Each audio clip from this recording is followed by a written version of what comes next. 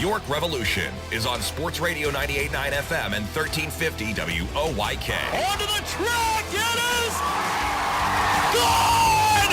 It's gone! Revs Baseball is brought to you by WellSpan Sports Medicine, PeoplesBank, Shipley Energy, Heritage Lawn and Landscape Care, Maple Donuts, Harvey's Rent-All, Flying Feet, Kochman Kunkel Insurance Group, Broadway Transmission, Dasher Investment Services, Smith Wealth Advisory Group, Royal Manchester Golf Links, Dutch Apple Dinner Theater, York County Bar Association, Lidl, CBD Supply MD York, Crunch Fitness, Columbia Gas, York County Solid Waste Authority, PSECU, and by the Pennsylvania Lottery. Deep left center, it is gone! Swung and a miss, he struck him out! Base hit!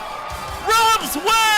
Now with the call of today's game, here's the voice of the York Revolution, Darrell Henry. Good evening, everyone, from PeoplesBank Park here in downtown York. Welcome to game number 19 of York Revolution Baseball. Tonight, the midpoint of this 12-game homestand, and the third of four opponents comes in. It's the first ever meeting between the Revs and the Lexington Legends. Hi again, everybody. Darrell Henry alongside Ray Jensen. Welcome to Revs Baseball on a warm and kind of muggy night, but very pleasant for mid-June as we approach the first official day of summer. And the Revs, a huge win last night, the 500th in stadium history. And a big win, Ray, I thought, especially because, well, number one, they had to beat Lancaster. They avoided a sweep in doing so. They did it with late inning heroics, which is always fun. And some of the new guys involved in that, that's big. But also important because beginning tonight, they welcome in the hottest team in the league. And one of the hottest teams probably in baseball, the Legends, who are 12-4. They've won 5 straight and 11 of their last 12. So not many teams have beaten them yet, but Revs will be trying to continue their winning ways here this weekend.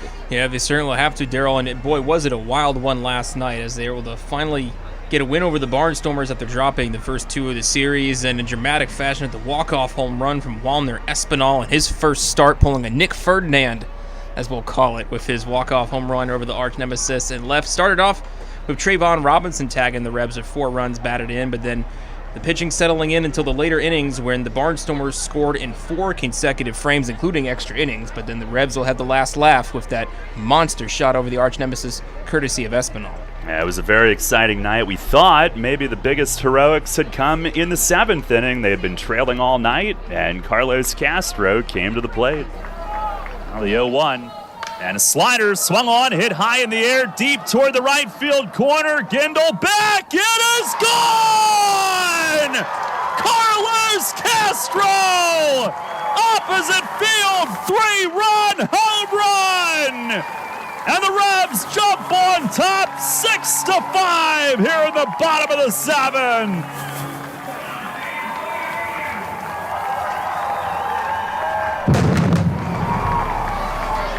But as detailed, it would require extra innings. Lancaster coming back late again, and the Revs trailing 8-7 in the bottom of the 10th inning when Walner Espinal stood in. On first pitch. Swing and a well-hit ball to deep left field. It is gone! Game-winning walk-off home run! Walner Espinal in his first start with the Revs! And the Revs, with their first walk-off win of the season, beat the Barnstormers 9-8 here in the bottom of the 10th inning.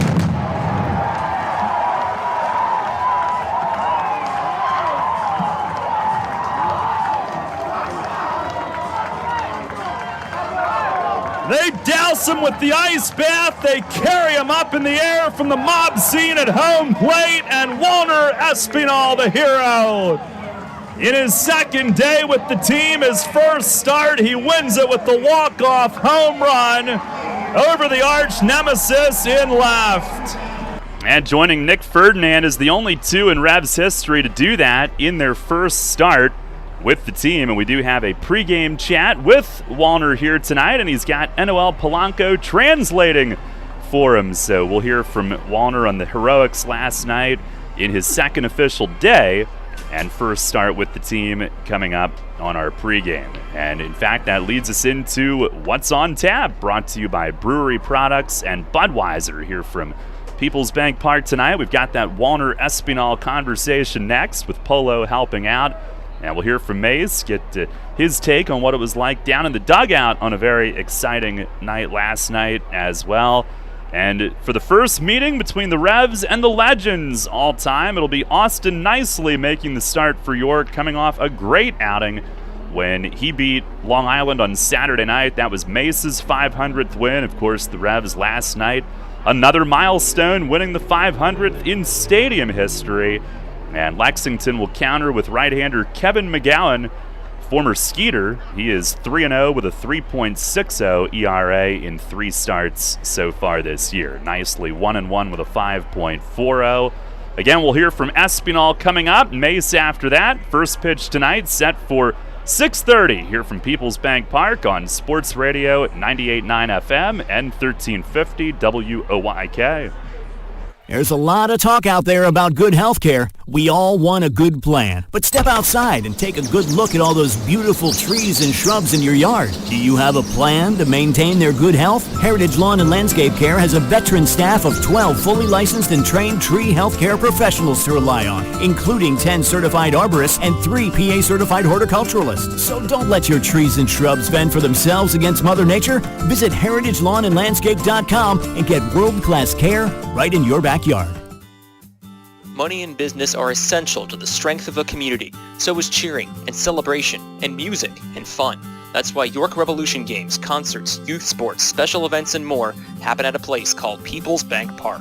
PeoplesBank has been serving the community for more than 155 years. Always cheering, always celebrating, always committed to the things that make our communities great, and to you having a great time at PeoplesBank Park. PeoplesBank, member FDIC, equal housing lender. Downtown's ready. Are you? The Revs play here. Sports Radio 98.9 FM and 1350 WOYK, York.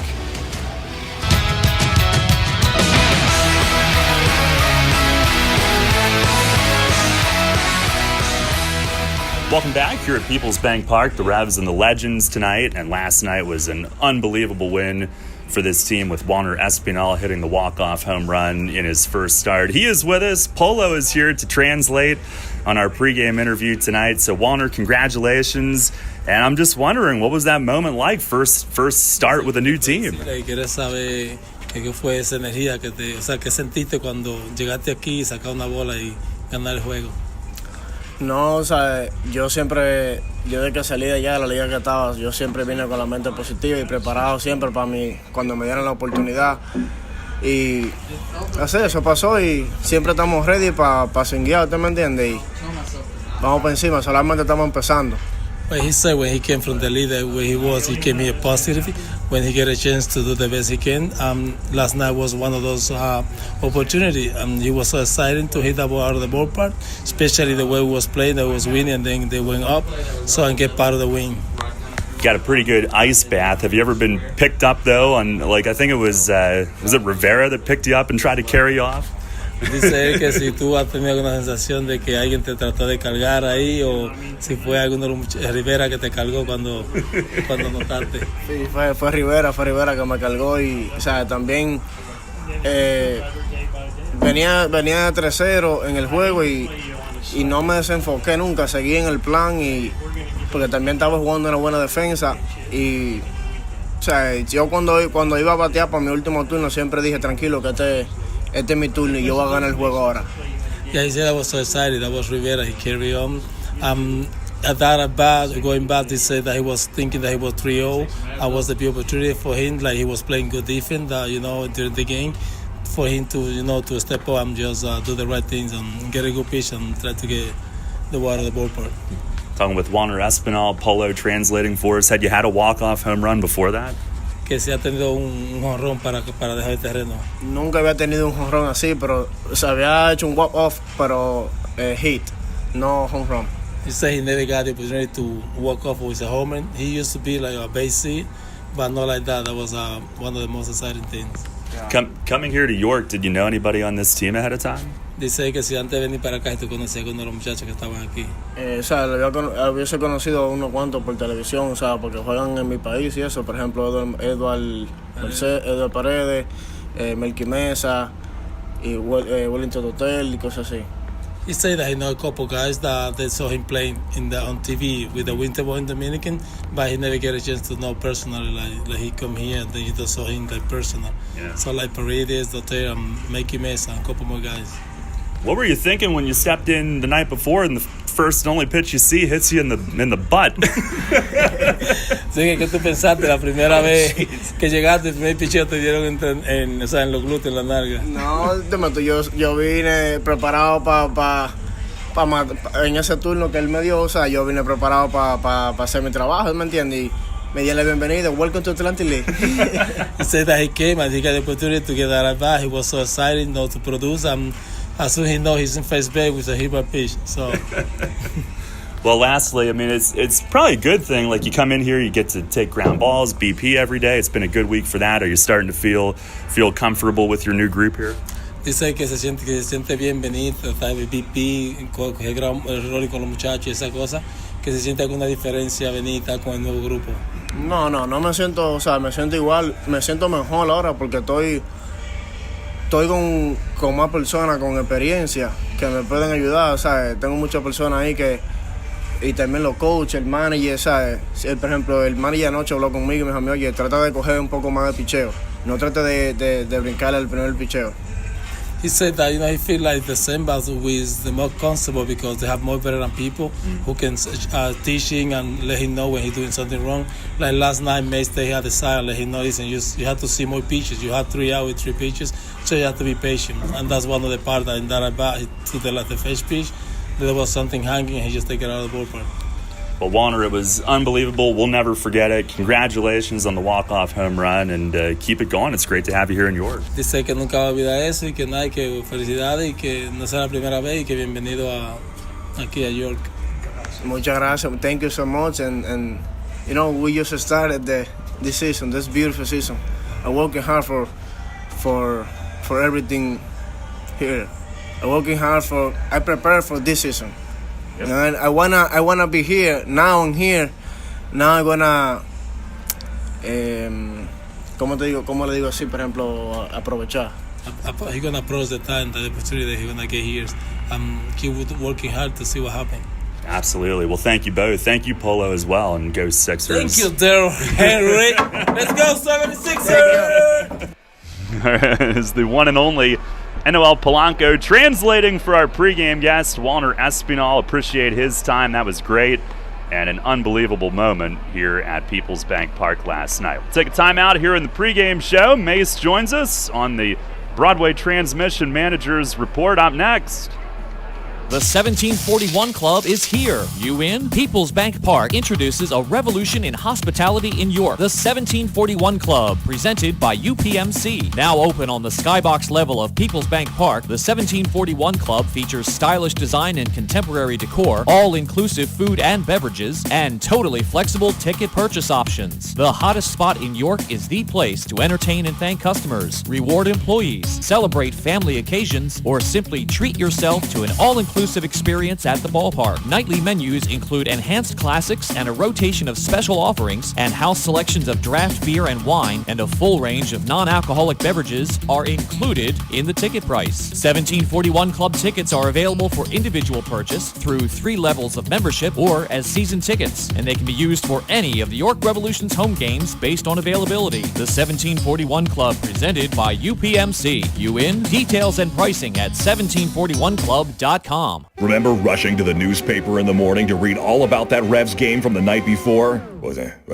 Yeah, that was a long time ago. We barely remember that too. Sports Radio 1350 is your home for local sports, and we're taking care of that news void in your life. Get your York Revolution game articles delivered right to your inbox every morning, courtesy of WOYK. Simply log on to YorkRevolution.com and click to sign up to receive daily game recaps right to your inbox. Keep up to date every day as the York Revolution go for another Atlantic League title.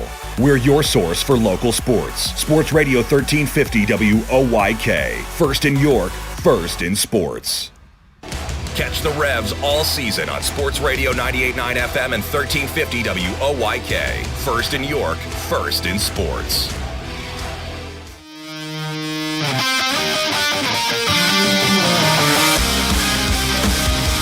Fans, it's time to go inside the clubhouse for the latest on your York Revolution and tonight's matchup. It's time for the Broadway Transmission Managers Report. Now, here's the manager of the Revs, Mark Mason. All right, Mace, incredible win last night for number 500 here at home, and you had the huge home run in the 7th for a lead. It took extras, but you get another huge home run, obviously. Give us a little insight from the dugout. What was that like with those big homers flying out? It had to be a ton of fun down here. No, it was a blast down here. Castro, opposite field, and then Espinal to win the game was, that was very exciting. And I was really happy for Espinal. He, I think we've seen that before. Guys that we bring in here on the first night, Nick Ferdinand jumps to mind. First night in the starting lineup and a walk-off homer. So nice way to acclimate yourselves to the fans and to your teammates. And Duke tonight battling through 6 innings. Walks came up every now and then, but he was able to lock in after some innings, and Trayvon Robinson got him pretty good. But other than that, I think Duke settled in nicely. What did you think? Yeah, he had to make some mechanical adjustments early in the game, real early. I think maybe even first inning or whenever it was, we got the double play to get out of it. But just some minor mechanical things. He's been messing around with his delivery a little bit, so sometimes he locks it in, then sometimes it goes away. But overall he did his job, like we always say, get us through 5 or 6 and keep us in the game, and he did just that. The bullpen had to battle, and kind of a tough ask for Fuller to get 5 outs, but he stranded some big runners, and then Brandon Fry, he gets a chance one night later, gets the win after a tough one the night before. Yeah, and like we said yesterday on the pregame, we're going to run Brandon back out there. Look, these guys, pitchers have ERAs, they blow saves, they take losses. They don't hold the other team when you have a hold situation. That's just all part of baseball. I don't think anybody sitting here last night would have thought that Espinal would have hit the walk-off home run in extra innings, right? So, you never know. That's the beauty of the game. You never know what's going to happen. Every night's different. And, wins are hard. It's hard to win. It's sometimes the smallest thing, a leadoff walk here, an overthrow here, an error here, whatever it is. And every night, if one little thing comes up and grabs you and the game is played tight, that one little thing could cost you in the end. So there's a lot of plays that happen during the course of the game for both sides, and you just have to make sure you make less mistakes than the other team and hope that was good enough. Castro last night, first start at first base in a Revs uniform. It's on the receiving end of a couple double plays. How did he look from the dugout? Well, he looked really good at first base, and I know he's played a lot of first base, probably more first base recently than actually catching. So, drafted as a catcher and then, moved to first base and then back to catching. So, he looked natural at first base. We've been very fortunate with the first baseman that we've had that, they move around good in the field and they hit the ball. So, I was pleased with what I saw, but not surprised totally. Well, Espinal's the hero, but don't forget the play he made in the top of the 10th inning to recover. I think maybe he leapt a little bit early, but got some glove on that humpback liner, and it could have been a much different story if he doesn't make that play in a big spot. Totally correct. You have to remember, we talk about this too, that, these are some young guys. So, like, you hear them when you interview them and when you talk to them, they want to come in, they want to impress, right? So when you want to try so hard, sometimes the nice little easy routine, little flair to you looks like it's coming 300 miles an hour. So it's just relaxing themselves and getting them used to the pace of the game. It's a different story. It would be like when you're a senior in high school and you're playing a sport that you've played for the past 4 years at the high school level. That sport is not as fast to you as when you're a freshman. So, when you have freshmen playing varsity, of course the game is going to be faster. You see it in the NFL with rookies and Major League Baseball and everything. So, it's just they got more time. You got to get more time in the game, more relaxed, and when that happens, then the routine play will become more routine for them and not something where they're going to panic about trying to make everything too hard. Just relax and play. And we know they have talent. We evaluate them here, batting practice, taking ground balls, footwork, those kind of things. So we know they can do it. And where he came from, I think he had 6 at-bats in that league because the league had just started and 3 of them were homers.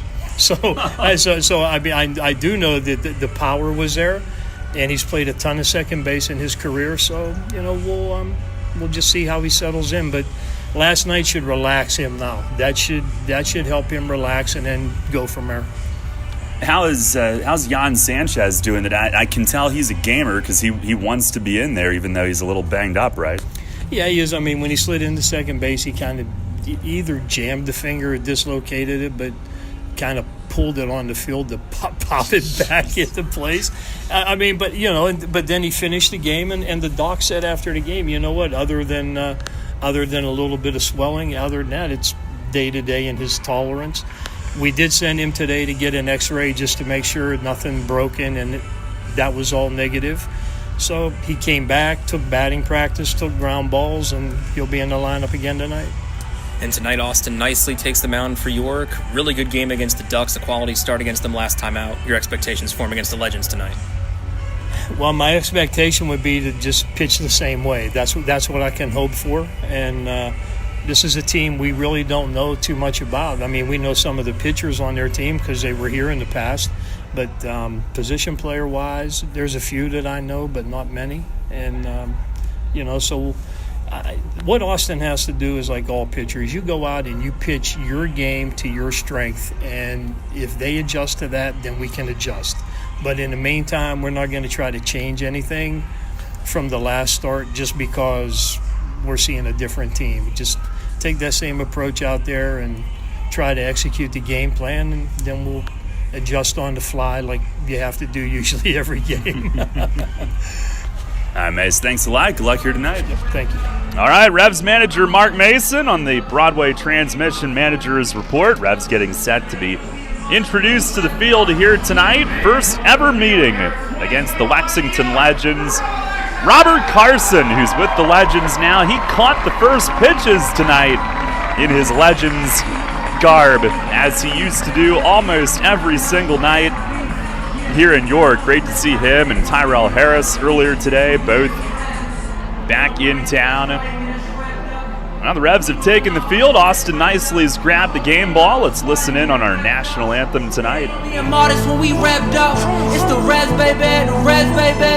It's the Revs, baby, the Revs, baby. It's the Revs, baby, the Revs, baby. It's the Revs, baby, the Revs, baby. At this time, we ask that you please rise if you are able and remove all headwear, and welcome Julia Ty Howie for the performance of our national anthem presented by AmeriChoice Federal Credit Union. Oh, say, can you see by the dawn's early light what so proudly we hailed at the twilight's last gleaming, whose broad stripes and bright stars through the perilous fight o'er the ramparts we watched were so gallantly streaming, and the rockets break their bombs bursting in air gave proof through the night that our flag was still there.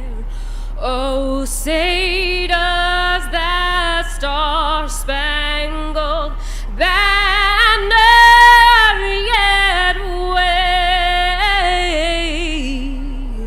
o'er the land of the free and the home of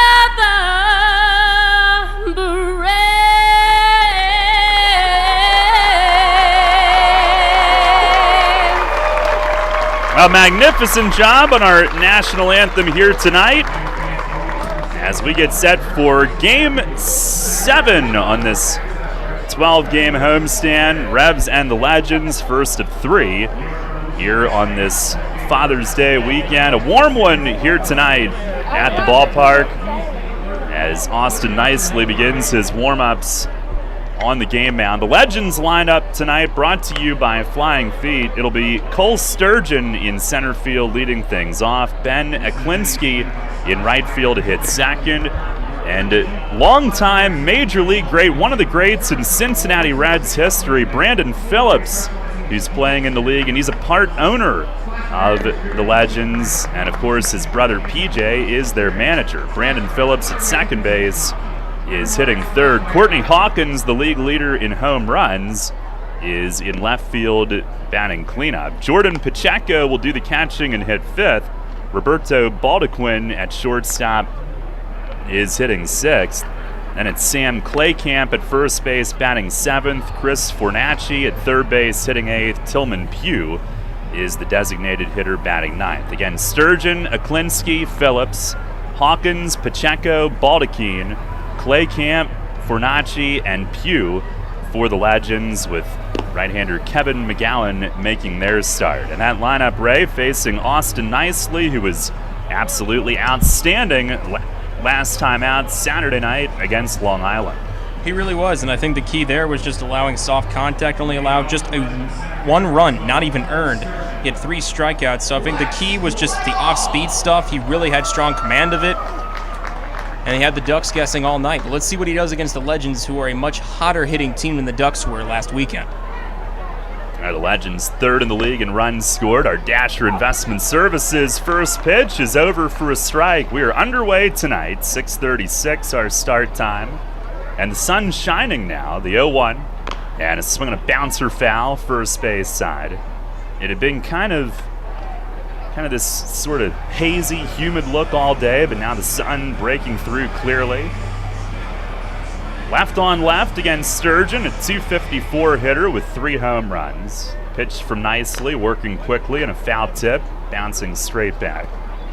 And tonight is Girl Scout sleepover night here at the ballpark.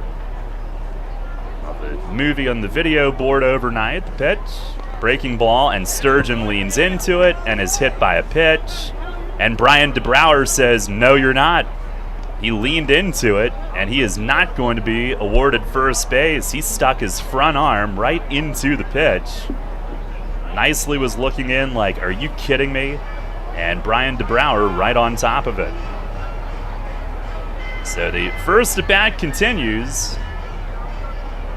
Sturgeon getting an explanation, but no big stink made by the Legends on that one. He'll dig right back in. Pitch from Nicely, it's in the dirt.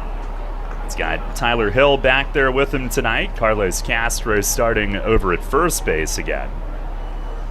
The Revs are wearing the black jerseys on this Friday evening, black hats. As Nicely shakes off 3 times. Here's the 1-2.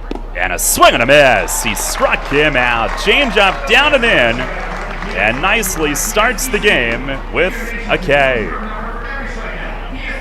Austin 1-1 with a 5.40 ERA in 4 outings, 3 starts.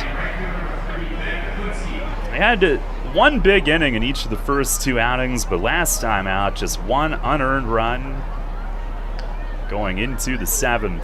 Here is Ben Eklinski, who looks at a ball low. Eklinski hitting .311, 4 home runs. He's driven in 11.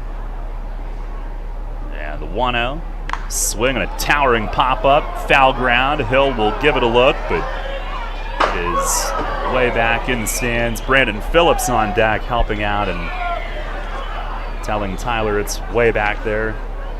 The Legends are in their blue vest with green sleeves. LEX in bright white letters across the front. Pitch, it is cued foul, first base side. And Nicely operating from ahead on each of the first 2 hitters tonight. By the way, our umpiring crew, DeBrouwer the balls and strikes, Doug McFarling at first, Eric Carmona is at third. And the 1-2, that's down low. Nicely the win on Saturday, the first of his Revs career. It was only his 4th career start with York. He delivers. And a swing and a miss. Fastball at 90. Down in the strike zone. And back-to-back Ks to start the night.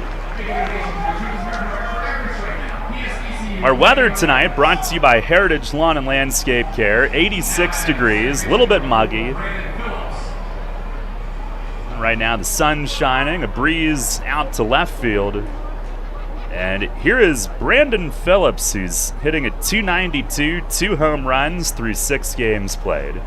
He played in their Battle of the Bourbon Trail series last summer. First pitch, fastball, it is on the outer edge for a strike. He is just waggling the bat, taking that first one all the way. 3-time Major League All-Star. Pitch, it is down low. Turns 40 in 10 days. 275 Major League hitter, 211 career home runs, 4-time Gold Glover. 1-1 pitch, it is tailing off the plate away. His brother PJ, the skipper, Brandon, bought an ownership stake in the Legends. Here's the 2-1, and a swing and a miss. Went after a fastball down at 90. Played in the majors 2002 all the way through 2018. Pitch, it is down and in. Indians, Reds, Braves, Angels, Red Sox. At Cincinnati, over a decade, he was a legend there. Payoff pitch, he swings and he hooks a line drive into left field. It's a base hit. He works a full count and singles to left and keeps the first inning alive for Lexington. And that'll bring up the league leader in home runs, Courtney Hawkins, who's got 7. 266 average, 16 RBIs, which is tied for 5th most.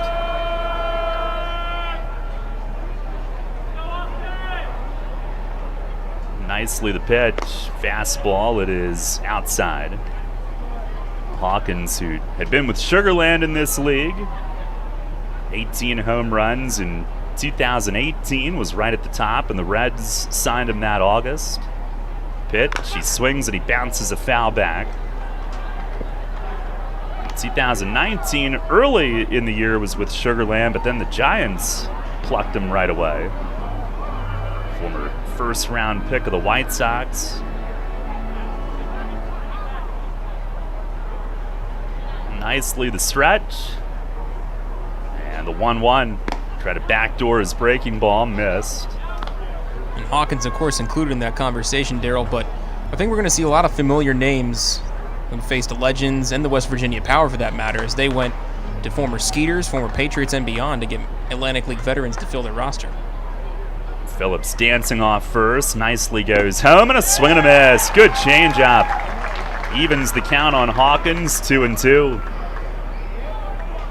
And we'll see a former Patriot starting for them on Sunday, Liam O'Sullivan. But those guys dotting those two rosters in particular. Now the 2-2, and a swing and a line drive into right center field, a base hit. Phillips takes his turn. Sanford knocks it down, now picks up, and he'll get it into second base. First and third with 2 outs, as Hawkins shoots a single over Espinal, the second baseman, and keeps the inning going.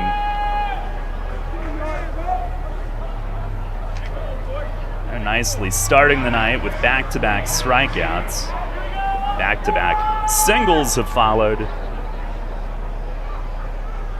And Jordan Pacheco will hit. Pacheco, another Major League veteran, catcher, hitting .308, 4 for 13 in 5 games played. First and third, 2 outs. And nicely the pitch, fastball, it is a little high.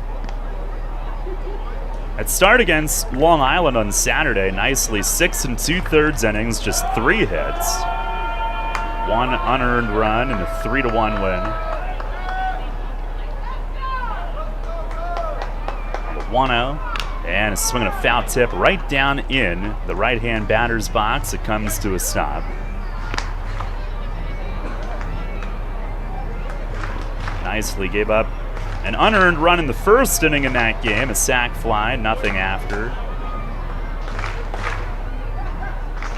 It's the team's third quality start in 4 games, part of that stretch on which they won 4 out of 5.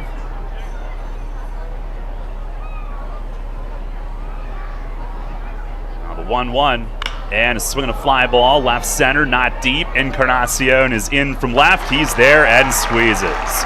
Scoreless first inning for Austin Nicely to start the night. No runs, 2 hits, 2 men left, and at the end of a half inning, it's the Legends nothing and the Revs coming up. Hey, it's the good-looking genius at Broadway Transmission again, and this time I have things on my mind, like warranty and service after the repair. You already know Broadway Transmission has been part of the community for 67 years at the same location.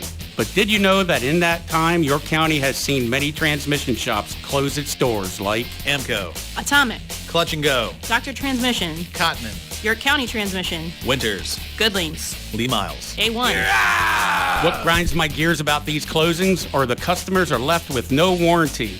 Stop! Don't make that same mistake. Broadway Transmission has over 40,000 transmission jobs under our belt, and we are still here today standing behind our famous 3-year warranty. We kid around a lot on our ads, but nothing is funny about having no warranty when you need it. Avoid that risk with the only smart choice in all of your county and stop by Broadway Transmission today. Broadway Transmission will get your ship together and stand behind it too. Visit us on the web at broadwaytrans.com or stop in and see how it's done. I felt like my well-being was tied to the morning stock numbers. I wanted to invest, but grew tired of the stress of potential losing it all. A friend of mine suggested I talk to Tom Dasher about a fixed index annuity that could be a stable option while still seeing potential growth. Tom has been helping folks here in York County for over 30 years. Give him a call at 717-487-2096 to see if he can assist you. Cannonball Charlie's ready. Are you? The Revs play here. Sports Radio 98.9 FM and 1350 WOYK, York.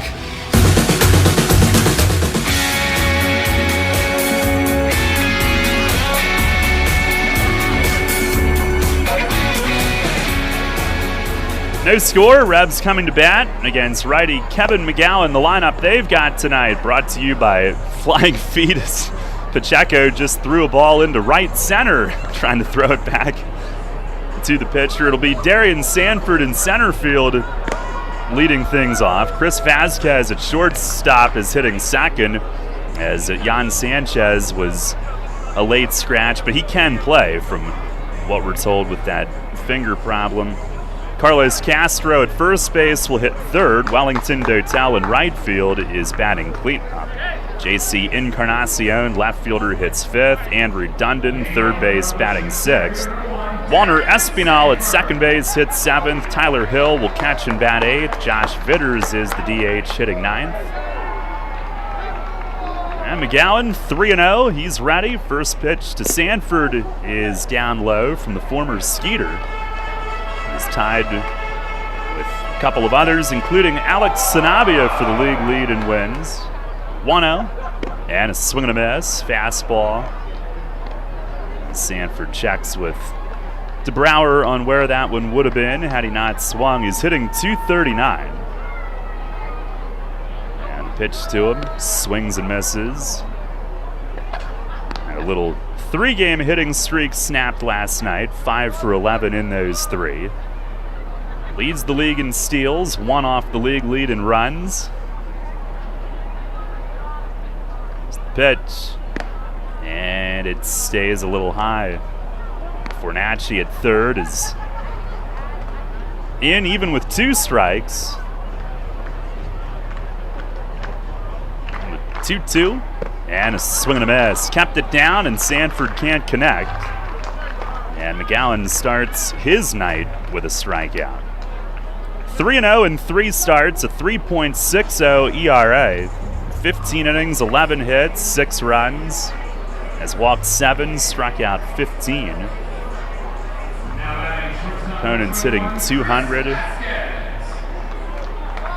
Got to the majors for 8 relief outings with the Mets back in 2017. Here's Chris Vasquez. Fastball, that's over for a strike. You remember him?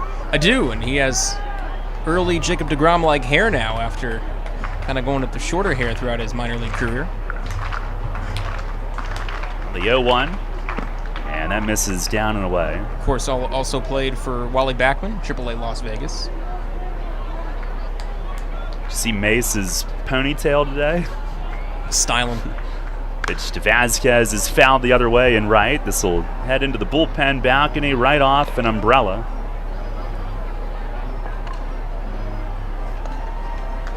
Last time out, McGowan beat Gastonia. 5 innings, 1 run, just 3 hits. Now delivers and dumped it in the dirt. They are coming from High Point, where they just finished a sweep of the Rockers, and I heard they got in at maybe 5 in the morning. But we know what that's like. Vasquez at 227, pitch to him, he swings and misses. Slider toward the outside, and McGowan starts his night with back-to-back strikeouts. The Legends have been very clean. They lead the league in defense, just 9 errors in 16 games. 3rd in ERA, but if you look closer at the pitching numbers, the fewest hits, fewest walks, and the best whip.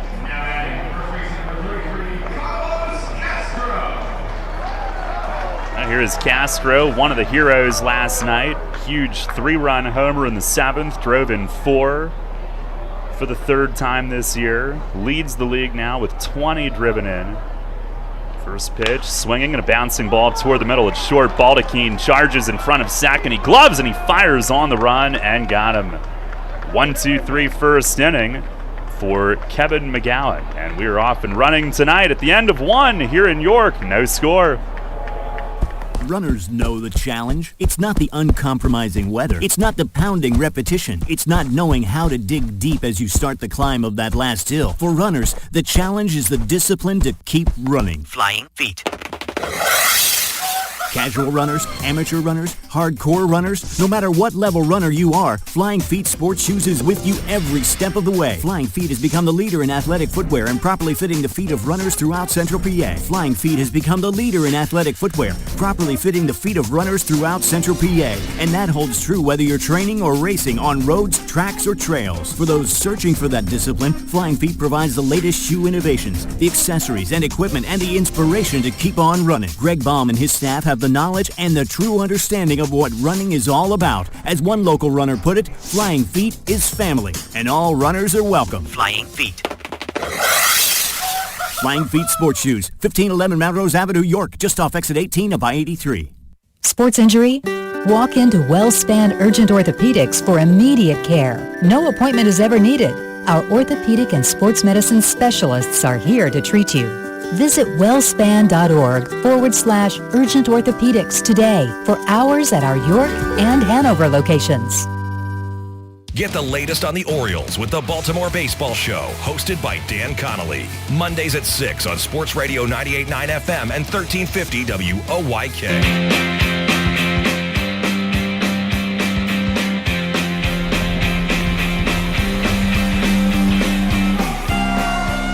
1 inning complete here tonight at PeoplesBank Park. No score. Pretty quick first inning for Kevin McGowan, who needed 11 pitches, 7 strikes. Austin Nicely, a 25-pitch first inning, 16 strikes, 9 balls. Struck out the first 2, then had to work around a couple singles to get out of it. Here is Roberto Baldachin leading off, and he swings and he nubs one right in front of the plate. Hill out, takes his time, fires to first. It's a 1-pitch out. And that thing came to a stop right in front of the left-hand batter's box line. He literally hit it about 3 feet. 1 pitch, 1 out. Well, they say 1 pitch outs are a pitcher's best friend. And after 25 pitches in the first, after he struggled with Phillips and beyond at 2 outs. Nicely needed that one. I'm a big fan of them too. Here is Sam Claycamp, and a fastball right there for a strike. Claycamp in 8 games, 1 for 14. He's their first baseman tonight.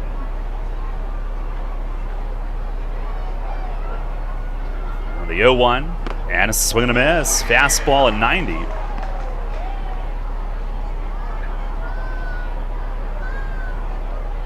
Quite nicely, he is ready to go. He is on the rubber, very little wasted motion. Here's the 0-2, and a ground ball shortstop as Vasquez lines it up, fires to first, and got him. 2 up, 2 down on ground balls. Now, Claycamp has struggled to hit, and nicely didn't waste a bunch of pitches there going for the strikeout. He went right at him on 0-2 and gets another out pretty quickly. Yeah, these last 2 starts now, including Saturday's for Nicely, the aggressiveness towards the strike zone is really apparent. Here is Chris Fornacci. 10 games played, hitting 200, and he swings and chops one toward third and foul. Dundon over to glove this. He is 4 for 20 at the plate, no home runs, 5 driven in.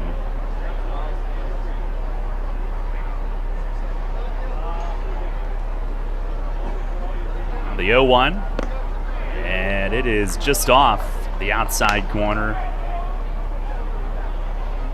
I think Austin might have wanted that. Got the Austins tonight and tomorrow, Steinfurt tomorrow. Pitch, and a swing and a line drive, socked to left, and down for a hit in front of Encarnacion, who was playing deep. Not sure if he could have gotten in to play that ball or not, but was playing very deep, and it's down for a 2-out single. Now the Legends with their 3rd hit, all coming with 2 outs, and here is Tillman Pugh, the K-man tonight. DH, hitting .313, does have 2 home runs, 10 driven in. And Fornacci leads from first. Nicely the pitch, and a swing and a little dribbler out in front, and it hit his foot. Brian DeBrouwer calls it foul. Tyler Hill's scrambling to get out to play it, but DeBrouwer on top of it.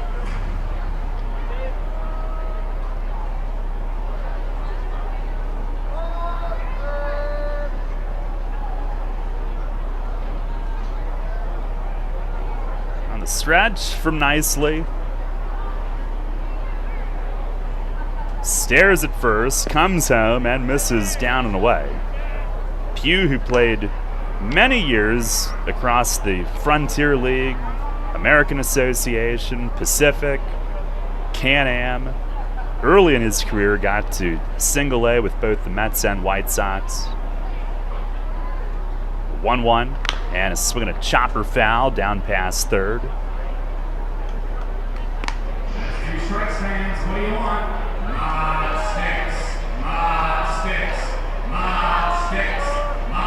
Got some big names on this coaching staff as well. Dave Island, pitching coach. Ben Revere, the hitting coach. Nicely the stretch, the 1-2, and it's in the dirt and blocked over to the right by Hill, who can't save the wild pitch. And that'll move Fornacci to second. No score here in the 2nd inning. Nicely trying to keep it that way.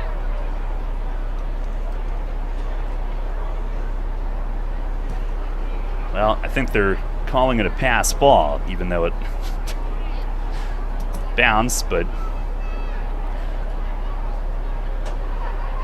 what do I know? Now nicely the stretch. And the 2-2, swinging a ground ball up the middle past the dive of Espinal into center, and it leads to a run. Sanford overruns it, recovers. And it's an RBI single. Tillman Pugh on a ground ball up the middle. Now the 2-out single keeps the inning alive. Pass ball moves him up, and now another base hit. And the Legends have struck first tonight.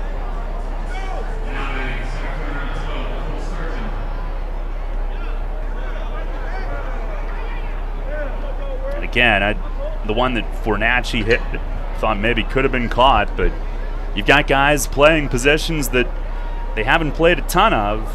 Here's Sturgeon at the top. He grounds one, nicely deflects it. Vasquez from short to the other side of second and throws him out. That's what Austin tried to do on the follow-through on the previous hit, and this time, backhanded, no look. On his follow-through, he did get a piece of it and softens it for Vasquez to make the play. 1 run, 2 hits, 1 left. We played an inning and a half, 1-0 Lexington. Everything you've worked for may be facing a hostile takeover, but step outside the boardroom and look around. Not taking care of business right now could leave you dealing with a hostile takeover by crabgrass later this summer. And broadleaf weeds are just beneath the surface, ready to take their share of your turf too. Prevent hostile takeovers. Call Heritage Lawn and Landscape Care and give your lawn a good, healthy start this year. Heritage Lawn can apply crabgrass pre-emergent and quality fertilizer now to fortify your lawn for later. HeritageLawnandLandscape.com. World-class care right in your backyard.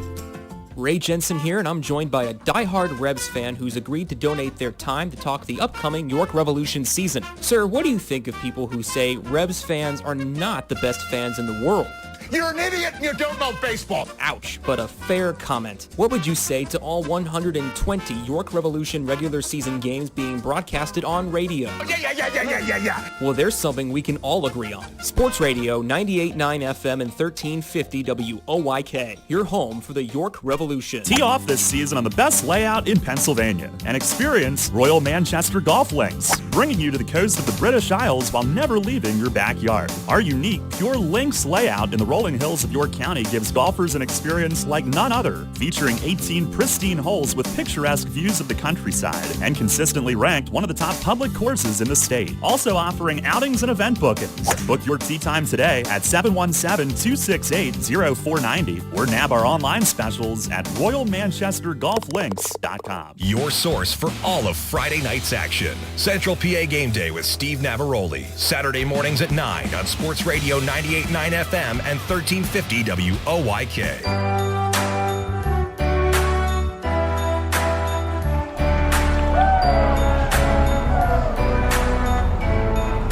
Head of the bottom of the second inning, it's a 1-0 Lexington lead.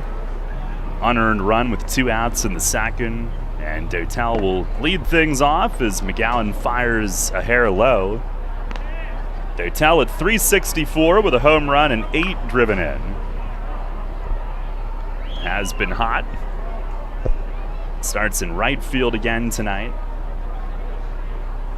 The 1-0, and that stays high. It'll be Dotel, Encarnacion, and Dundon this inning. McGowan had a 1-2-3 first, 2 strikeouts. He fires and is swinging a fly ball to center field as Sturgeon coasts back, and it carries deep, but he makes the play. Wow, that thing really traveled to deep straightaway center, but Sturgeon back takes care of it. The Rebs are looking to tee off again tonight. 9 runs last night. You can too at Royal Manchester Golf Links. Play the best layout in PA on the area's only Pure Links course. Book online at RoyalManchesterGolfLinks.com. Here is Encarnacion. 3 for 9 at the plate since signing. First pitch, breaking ball, and it tumbles a hair low. McGowan, who's from a town that used to be in the league before us, Nashua, New Hampshire. 29-year-old righty fires. Fastball, it is across at the knees for a strike. I'd say 87, Ray. I'm trying to see the velo. He's got some movement on it. 2-seamer. Winds and fires, and is swinging a chop foul, third base side on the changeup. Yeah, it looked like 87 to me. If it was 97, I'd say, Houston, we got a problem. Against that bright yellow on the board. McGowan fires, and is swinging a foul the other way and right. This is out of play. McGowan, in high school, he played both baseball and ice hockey, and I believe that they used Holman Stadium for baseball. which is where the Nashua Pride used to play. Now delivers, and a swing and a foul tip back. Another changeup. He keeps changing speeds, and Encarnacion gets a piece of it again. McGowan went on to play in college at Franklin Pierce University. The Mets drafted him in the 13th round in 2013. The wind and the pitch, and a swing and a ground ball foul, third base side. He was called up in August 2017, but did not appear in a game the first time. It happened after Neil Walker was traded to Milwaukee. Another 1-2, and a swing and a pop foul out of play, first base side. He came back to the majors just a few days later after Steven Matz was placed in the DL. Made his debut in relief against Arizona, got into 8 games in relief. Now deals, and a swing and a fly ball lofted up to left. Hawkins waited to read it, comes in a couple steps, and makes the grab. 2 down. On our WellSpan Sports Medicine injury report tonight, Jack Kenley is available after getting banged up on a slide on Sunday. He is on the bench tonight. Jan Sanchez, we understand, available as well. He was originally in the starting lineup, but he too got banged up on a slide last night, a finger. Here is Andrew Dundon, who takes a little low. Melky Mesa on the IL with the hamstring strain, and Alex Vargas is out with the forearm strain. 1-0, and it is over for a strike. Dundon up to 188, a home run, 10 driven in.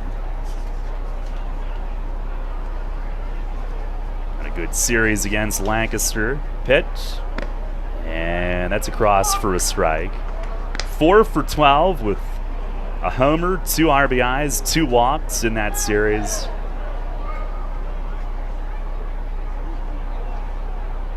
McGowan delivers, and a swing and a miss. He keeps changing speeds and strikes out Dundon for his 3rd K. 6 up, 6 down. And we'll go to the 3rd tonight. Lexington on top, 1-0. Spring is in the air, and Harvey's Rental can get you prepared for what's ahead. With the biggest selection of steel products on the market, Harvey's Rental will get you set for your next home project. From lawn and garden equipment, pressure washers, post hole diggers, and more, Harvey's Rental has it all. Have a special get-together or graduation coming up? Harvey's Rental has what you need to make your party memorable. Visit them in person at 1409 South George Street in York or online at harveysrental.com. At Donegal, we understand there are many costs associated with running a business. That's why Donegal works with you to provide quality insurance products based on your business needs, and why we deliver that insurance at a price to fit your budget. Call your local independent Donegal agent today and discover why, when it comes to insurance for your business, Donegal is a better value. Contact Kochman Kunkel Insurance at 717-854-0300 or stop in at 3217 East Market Street, York. Locally owned and operated by Pam and Rudy Kochman. Kochman Kunkel Insurance. Remember rushing to the newspaper in the morning to read all about that Revs game from the night before? Was it?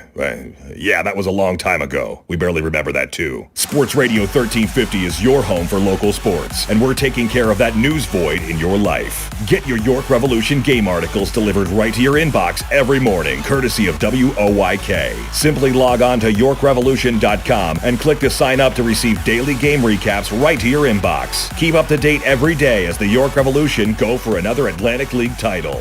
We're your source for local sports. Sports Radio 1350 WOYK. First in York, first in sports. Listen live, on demand, and on the go. Download the new WOYK app on the Apple and Google Play stores today.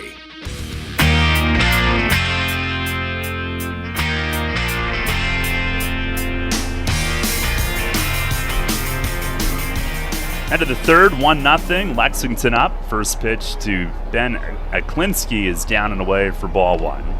2, 3, and 4 in the order, facing nicely. He's given up 4 hits, all with 2 outs. And delivers home and a swing and a miss. Good fastball. You got the first 2 outs in each inning. 2-out singles in the first that did not hurt, but in the second produced a run. Here's a swing and a foul tip back.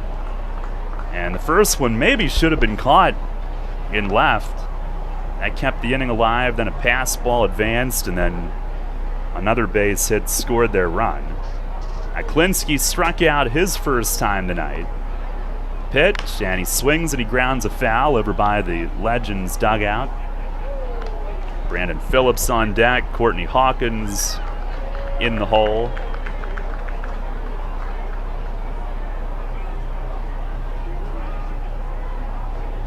Nicely kicks and fires, and a breaking ball a little high. 2-2. Now, one thing Saturday against Long Island he did a much better job of was changing speeds, looking to continue that tonight. And he fires, and a swing and a miss. Change up, down and away. Strikeout number 3 for Nicely, who gets Aklinski for the second time tonight. And despite trailing 1-0, I think so far a pretty good continuation of what he did his last time out. Certainly has a lot of command of his breaking stuff. Just missed on the pitch prior to the strikeout of Aklinski. So even when he's missing, I don't think he's missing by much, Daryl. Now here is Brandon Phillips. I don't think the umpires are going to tell him to get into the box. He's got his routine, his practice swing. He singled to left in the first. First pitch this time is a cutter across for a strike. I certainly don't want to put words in Austin's mouth, but you think, wow, I'm pitching to Brandon Phillips. All right, swings and bounces one toward third and foul. Dundon over to glove it. And, Nicely's been there. He's a 7th-year pro, of course, so kind of not a deer in the headlights, of course, but you're pitching to a major league veteran. A very good one. A legend in Cincinnati he was. Here's the 0-2, and a swing and a ball beaten foul down against his foot. Yeah, it was a surprise addition. Maybe a week or so into the season. He did play for them in the Battle of the Bourbon Trail series last year. That got some headlines. He actually had a walk-off home run. Pitch from Nicely, a swing and a fly ball, right field. Dotel coasting over toward the corner. He's there in plenty of time and makes the grab. Out in the sunlit right field. And that's out number 2. Phillips 1 for 2 now on the night. And Courtney Hawkins to the plate. He singled his first time. Revs trailing 1-0. Nicely the pitch. Swing and a miss. Hawkins going after a changeup that ended up away. That helps him out.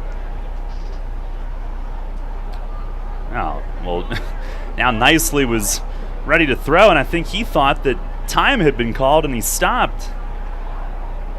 I don't think Hawkins was even looking up. And here's a swing and a miss. Another good changeup. He's got that working.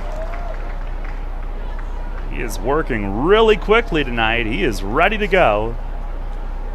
And the 0-2. Fastball misses high. Legends here for 3. They'll be back in late July. Pitch, and that's down in the dirt. And we go there right after that, July 30th through August 1st, so we'll play 6 head-to-head, home and home. And then we're back there in late September. Pitch, breaking ball, high and away. That one slipped.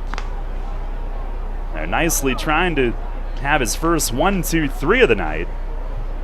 Has now gotten the first 2 hitters in each of the first 3 innings. And the payoff pitch, swinging a fly ball, right field. Dotel breaks back on it, carrying to the track, plays it against the wall, and Hawkins will keep the inning alive. He is into second, standing with a double. It ended up hitting the wall fairly low on it along the base, but Dotel had opted to play the carom at that point out near Cannonball's perch. And it came Down hard off the wall, right into his glove, but Hawkins an easy double, his league-leading 12th extra base hit. So there won't be a 1-2-3 inning yet. And nicely he'll deal with Jordan Pacheco. He flied to left his first time. And what's crazy is now that all 5 hits for Lexington have come with 2 outs on the board. Same pattern. First pitch, swinging a foul tip, back behind home. And now facing Pacheco, who has played in the majors with the Rockies, Diamondbacks, and Reds, 2011 through 16, 35 years old. Runner at second, 2 outs, 1-0 Lexington here in the 3rd inning. And the pitch from Nicely, ground ball, shortstop, Vasquez to his right, gets in front, long throw to first, right on the money. So no damage done, no runs, 1 hit, and 1 man left. We'll go to the bottom of the 3rd inning. It is still a 1-0 Lexington lead. PeoplesBank is happy to sponsor the home of the York Revolution, PeoplesBank Park. PeoplesBank has been serving the community for more than 155 years, committed to helping their clients achieve their dreams and live confidently. That commitment continues at PeoplesBank Park, with Rebs games, concerts, events, youth sports, and much more. We're proud to partner of the York Revolution, and we look forward to seeing you at PeoplesBank Park. PeoplesBank, member FDIC, equal housing lender.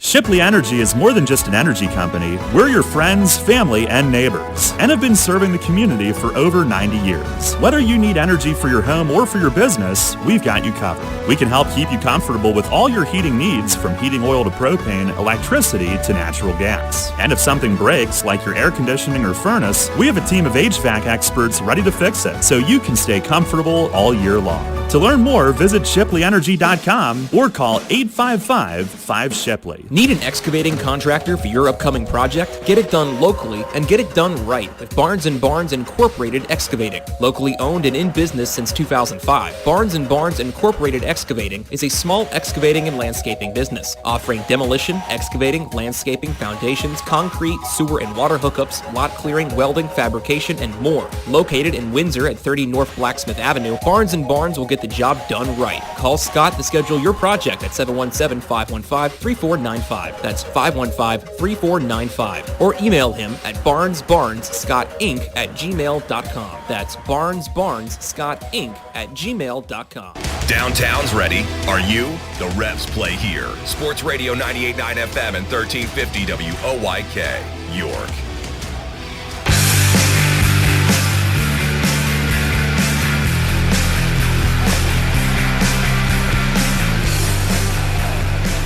Still 1-0 Lexington. We head to the bottom half of the 3rd inning. Kevin McGowan 6 up, 6 down so far tonight. 26 pitches through 2. And last night's hero will lead things off. Walner Espinal coming to the plate. The walk-off home run. Revs' first walk-off win since the final day of the 2019 regular season. Told us pregame he's had some walk-off hits, never a walk-off home run. And the first pitch from McGowan, it is over for a strike. He also was kind enough to show us his bruise from the hit by pitch the night before. High quad as he swings and misses on a slider. 1 for 4 with the walk-off winner. 3 total RBIs last night.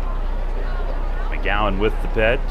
And a swing and a foul tip off Pacheco, and it rebounds all the way to the pitcher. Espinal stays alive. Native of Santiago, Dominican Republic.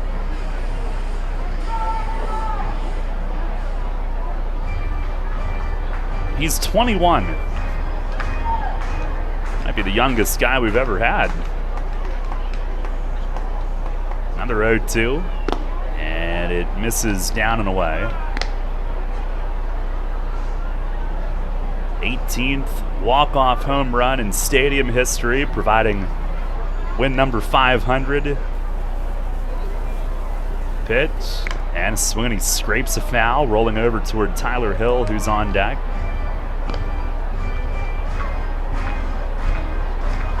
Photos that Joe Dahl got on WOYK Facebook for the celebration, amazing jubilation at home plate. Another 1-2, breaking ball, and it's a called third strike. McGowan freezes him and has his 4th strikeout out of the first 7 that he's faced tonight, retiring all of them. Tyler Hill will come up next.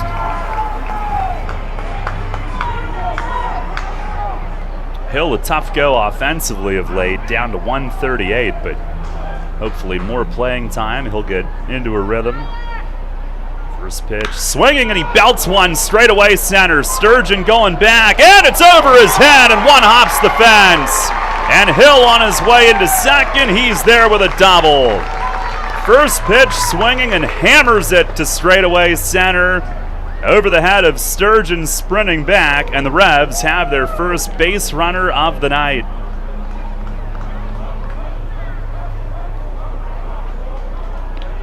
Well, he blasted that one.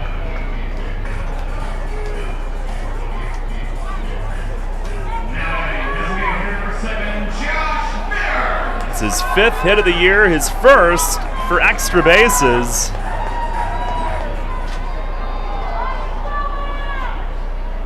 And that'll bring up Josh Vitters. I think they're trying to get Hill to do the celebration into the dugout, and he's just too focused.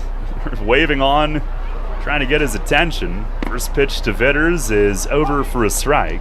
It's his first extra base hit. He should be jubilant, but he is just laser focused on the base paths right now. Just too locked in.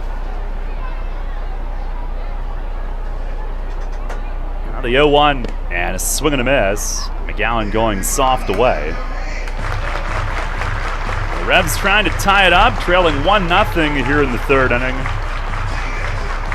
Vitters hitting 152. He's driven in 5 for the year. McGowan the pitch, and a swing and a miss. He stays soft and gets the strikeout. That is strikeout number 5 the first time through the order. McGowan with Sugarland in 2019, 2-2 with a 229 in 4 starts, and then the Nationals purchased his contract to AAA Fresno. And last year he was in the Constellation Energy League back in Sugarland. Here's Sanford, first pitch fastball, it's a strike. Struck out his first time.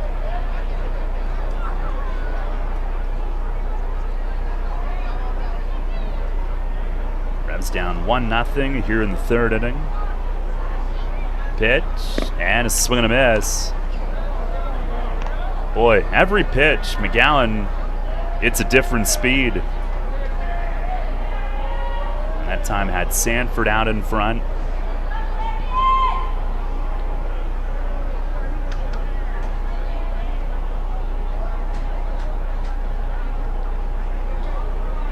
Now the 0-2.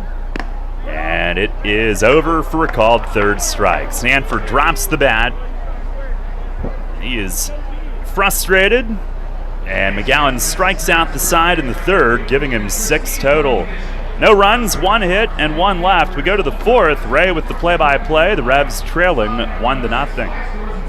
I'm here with Kevin Smith from Smith Wealth Advisory Group of Janney Montgomery Scott, who was recently named by Forbes and the Financial Times as one of the best financial advisors not only in the state, but also in the country. Kevin, explain the meaning of your group's tagline, a wealth of knowledge about wealth. We've built our reputation as one of the premier wealth advisors in the country for many reasons, not the least of which is our vast expertise about wealth in all its meanings and forms. Although traditionally wealth is viewed in a monetary context with all the challenges that entails, which we're fully equipped to address, true wealth has little to do with money. To me, being wealthy is more a state of mind centered upon happiness and contentment. It's memories and experiences with friends, family, and those you love. It's finding meaning and purpose, pursuing passions, chasing dreams, and embracing life for all it has to offer. That's the type of wealth our clients long for and that we help them achieve. You've noted that your group is guided by a quote by Henry David Thoreau, wealth is the ability to fully experience life. Tell me more about that. It's so true. Being wealthy is really about experiencing the richness of life itself. When you think about it, it's not ultimately money that matters, but what money can do. We help our clients educate their children and grandchildren so that they can have promising futures. We help them retire comfortably, support worthwhile causes, and endow meaningful legacies. We help them age with dignity and so much more. For all your financial planning, investment, and wealth management needs, contact Smith Wealth Advisory Group at 779-2769 or at smithwealthadvisory.com. Smith Wealth Advisory Group, helping you fully experience life. Janney Montgomery Scott LLC, member NYSE, FINRA, and SIPC. Take us on the go with the new WOYK app. Download on the Apple and Google Play stores today. Sports Radio 98.9 FM and 1350 WOYK. First in York, first in sports.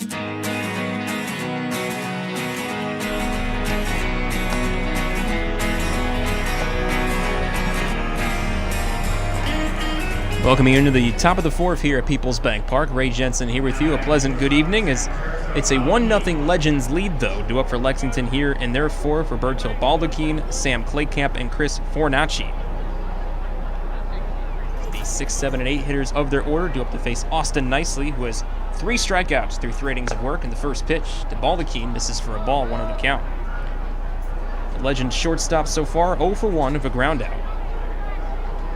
He's been swinging a hot bat of late as the 1-0. Swung on and fouled right at the plate, but bounced back towards the backstop, moves the count to a ball and a strike. Entering tonight's game, Baldacchini 4th in the league in on-base percentage at .500 even, and in the top 10 in OPS at .1071. Has 2 home runs and 4 doubles. It's the 1-1. That just misses low for ball 2. 2 balls, 1 strike. Now it is on Baldacchini.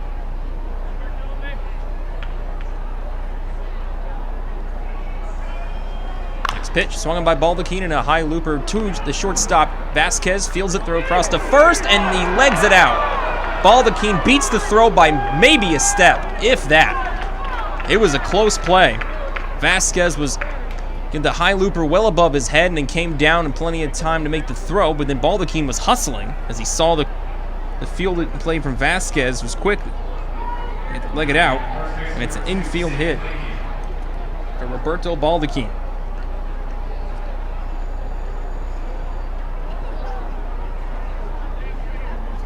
First hit of Lexington's first 6 to come up with no outs on the board, as their previous 5 came with 2. As the first pitch now to Claycamp. That's in there for strike 1, 0-1. Claycamp 0 for 1, and grounded out to Vasquez at short for the second out in the second.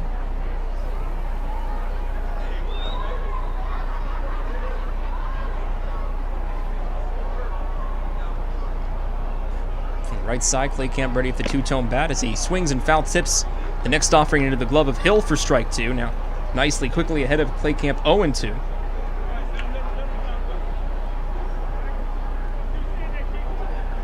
Claycamp fresh from college as he played his college ball at Franklin College. Also played his freshman year at the University of Dayton. Hit .400 as a senior of Franklin as the 0-2. It's low and Hill comes away to the mound and advancing the pitch is Baldacchini. Tagging second is not in time.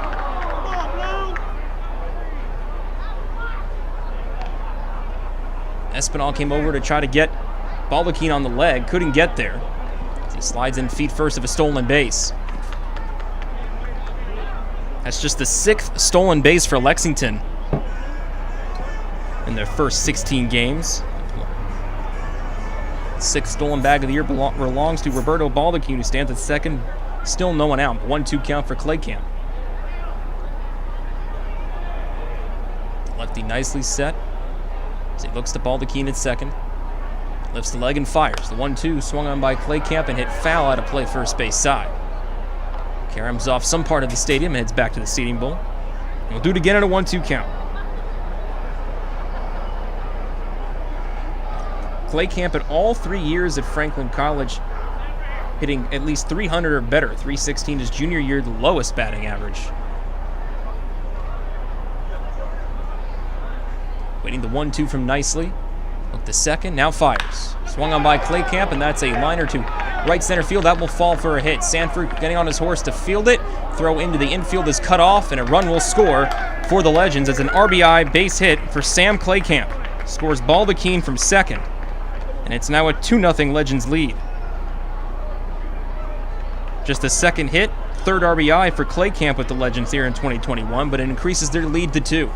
2-0 Lexington lead now on their 7th hit. And back-to-back hits allowed by Nicely here in the 4th. The 3rd inning, he's allowed consecutive hits. Did so with the first, 2 outs, but stranded both runners. Offered back-to-back hits to Fornacci and Pugh. Pugh scoring Fornacci as he advanced the second on a pass ball. Then allowing just a double in the 3rd. Meanwhile, new batter is Fornacci as the first pitch misses low near the dirt for ball 1-1 of the count for Chris Fornacci, who's 1 for 1 with a base hit and a run scored.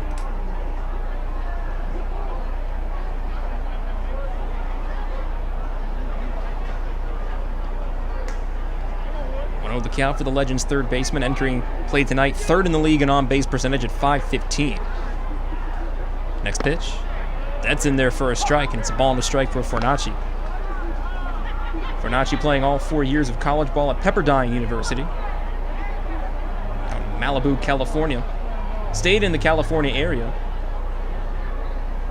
as he played in the Pacific Association with the Vallejo Admirals, which is the team that P.J. Phillips coached, as the 1-1 swung on by Fornacci and hit foul third base side. Moves the count to 1 ball and 2 strikes. PJ actually managed Darian Sanford as PJ took over managerial duties for the Admirals in 2016, and that's where Darian spent his season. 1-2 the count, meanwhile, for Fornacci at the plate. Runner at first, no one out, and Sam Clay Camp. The 1-2 from Nicely. This low in the dirt and deflects off of Hill, his arm, as he looks to go towards the warning track, chases after it, but that will allow enough time for Clay Camp to advance to second. This time it is a wild pitch, and Clay Camp moves to second in scoring position. Still no one out. Now a 2-2 count for Fornacci. Fornacci also a veteran of the Frontier League as he played part of 2017 at the Southern Illinois Miners. Played just 11 games in the Frontier League back in 17. Spent a total of 3 seasons at Vallejo as the 2-2. Idle miss for ball 3, and Fornacci runs it full. Full count for Fornacci.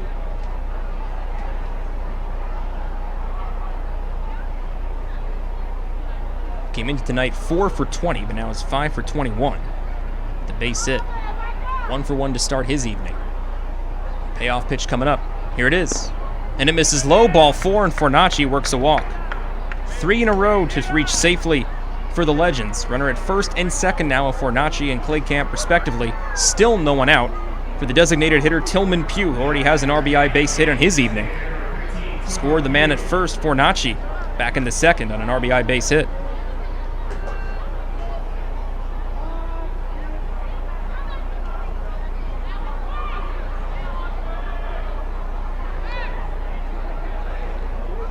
Pugh ready to face the lefty Nicely for the second time as Austin set. The Clay Camp at second. First pitch swung on by Pugh and fouled off the netting. Start 0-1.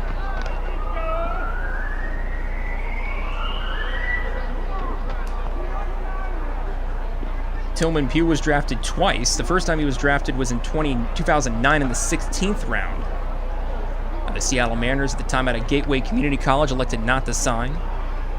It was drafted a year later in the 15th round by the Mets in 2010. 0-1. This is low and blocked by Hill for a ball. It's 1-1 the count as Hill steps away to the right of the plate and keeps everyone back at their respective bases. Moves the count to a ball and a strike. Selected out of Sonoma State University in California. Played for 3 different colleges during his collegiate career, did Pugh. First of Arizona State, then went to Gateway Community College and transferred to Sonoma State University. 1-1 the count for Pew. Runners at first and second, no one out. 2-0 lead for Lexington. Next pitch from Nicely. Swung on by Pew and tracking towards right center field. This might be trouble. Going back is Sanford towards the wall, and that one will clear it. A 3-run home run for Tillman Pew. His third home run of the season. And after holding the Legends to just 1 in the second, they have exploded here in the fourth. 4 runs here in the fourth inning. And now it's 5-0 Lexington.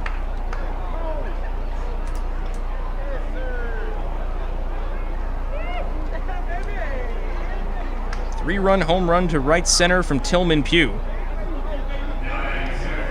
Another Vallejo Admiral veteran that P.J. Phillips brought with him to Lexington. He goes yard. 5-0 to lead for Lexington as back to the top of the order with Cole Sturgeon. First pitch from Nicely misses away for a ball, 1-0 the count. Nicely now at 75 pitches through 3 innings plus. He was going at a relatively nice pace until this fourth inning as the 1-0. This is low for ball 2. It's 2 balls, no strikes. Now on Sturgeon, who's 0 for 2 with a strikeout and ground out.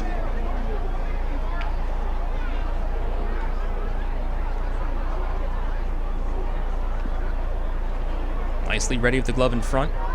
Lowers it to the waist, turns and fires the 2-0. Swung on and missed by Sturgeon. Pitch coming in at 87 miles an hour off the hand of Nicely. 2-1 the count now for the Legends center fielder. Sturgeon entering tonight tied up his teammate Courtney Hawkins, the first in triples as the 2-1 misses for ball 3. 3 balls, 1 strike for Sturgeon. Open stance on the left side for Sturgeon as the 3-1. Swung on by Sturgeon and lined to second base. Espinal picks it up on a couple hops, throw to first, and they win that race. Sturgeon hustling up the line. Espinal beats him on the throw to Castro at first, and that's the first out here in the fourth. Damage already done as Lexington has scored 4 times here in the fourth before the first out was recorded. Back-to-back base hits and Baldachin and Claycamp, then a walk to Fornacci.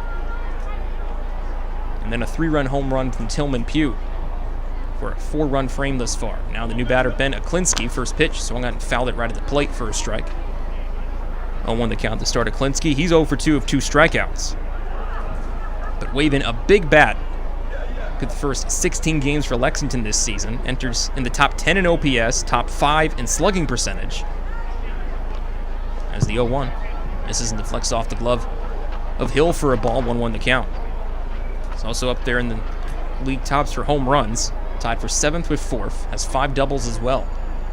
1-1 to Aklinski. Swung on, ground ball to shortstop, scooped up by Vasquez, double checks, throw to first, and they dig it out. Delayed call at first base from Doug McFarling, but he says the throw beat Aklinski by a step. Even the groundouts have been tough to get against these Legends. They are competing in every at-bat. Now comes Brendan Phillips for the 3rd time. For Brandon thus far, 1 for 2, base hit, and a fly ball to right field caught by Dotel for out number 2. The Major League veteran steps in for a 3rd time, facing Nicely. To Nicely's credit, he has settled in since giving up the big hit to Pew. Back-to-back groundouts hit into by Sturgeon and Aklinski as the first pitch to Phillips. He takes it, and that's a first pitch strike. Phillips taking all the way on the first pitch from Nicely every time now. The 0-1. Swung on by Phillips, ground ball 3rd base side foul. Scooped up by someone out of the Legends dugout. 0-2 the count, it moves for Phillips. No one on, 2 outs. Legends though with a 5-0 lead. 0-2 the count as Phillips steps back in. Next pitch, swung on by Phillips and he skies at the center. Shallow center at that. Sanford hustling in, playable, snags it, and that will retire the side. But the damage done.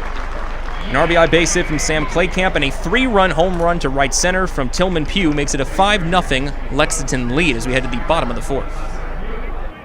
Since 1934, PSECU has given Pennsylvanians financial opportunities to live a better life. We are a credit union who offers valuable free and low-fee financial products, broad lending options, and outstanding money management for financing life. At PSECU, we are proud of who we are and committed to who we serve because our Pennsylvania roots run deep. We are banking on a difference. Visit PSECU.com to join us. This credit union is federally insured by the National Credit Union Administration. Equal Opportunity Lender.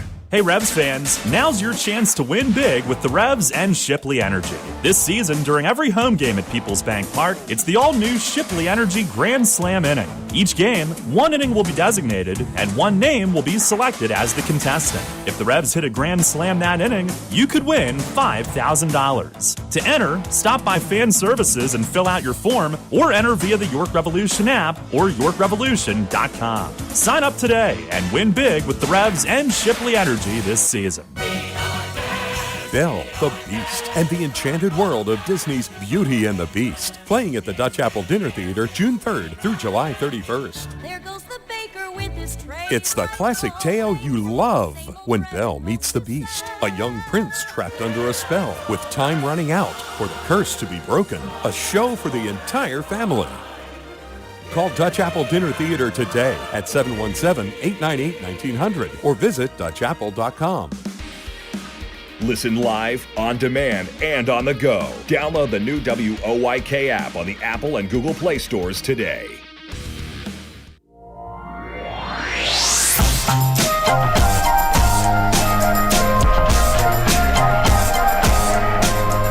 Ray Jensen back with you as we enter the bottom of the fourth. Revs Baseball on WOYK is brought to you by Wolf's Bus Lines, Penn State York, Highmark Health, PSU Hershey Children's Hospital, Fast Signs, and Sheets.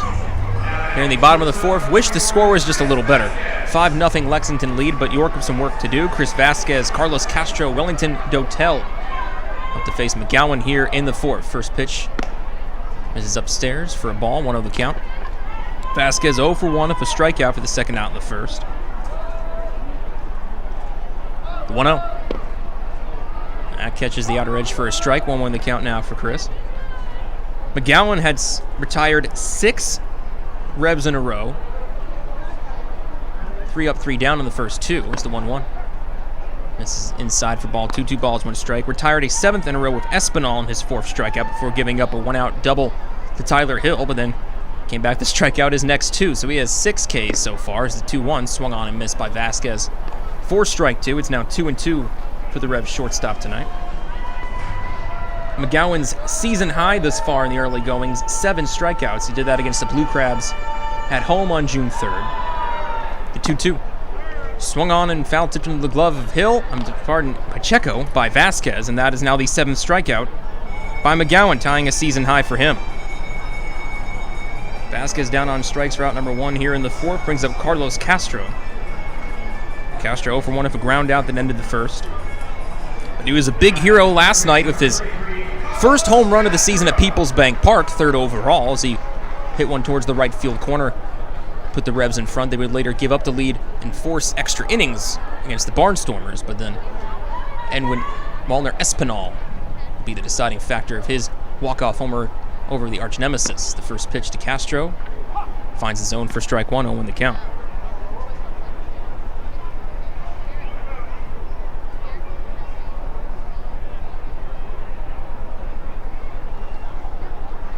Gowan gets the signs from Pacheco. Takes a quick step now. It's back as Castro wasn't ready.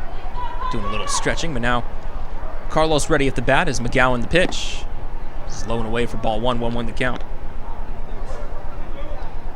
For McGowan, his season high in strikeouts would be 83. He did that across 3 levels of the Mets organization back in 2016 between high A, double A, and triple A. As the 1-1 swung on by Castro and a high fly ball to left field, and that will carry him off the wall. In fact, see you later. Home run indeed. It's a 4th home run of the season for Carlos Castro. A solo home run this time for Carlos. Now 2 home runs in the past 2 games for the Revs catcher and first baseman.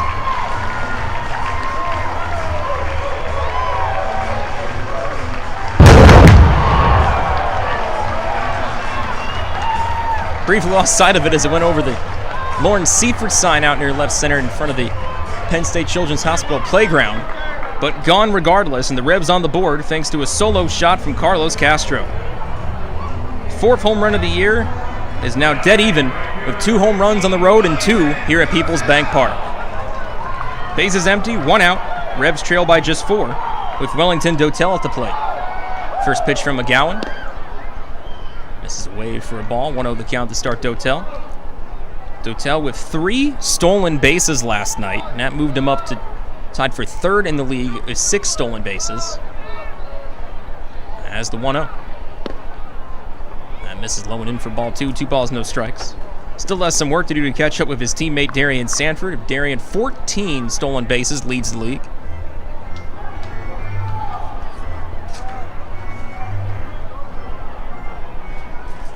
The 2-0. Swung on by Dotel, and a high fly ball to right center field. Going back towards the wall is Aklinski. And that one is gone! Back-to-back home runs!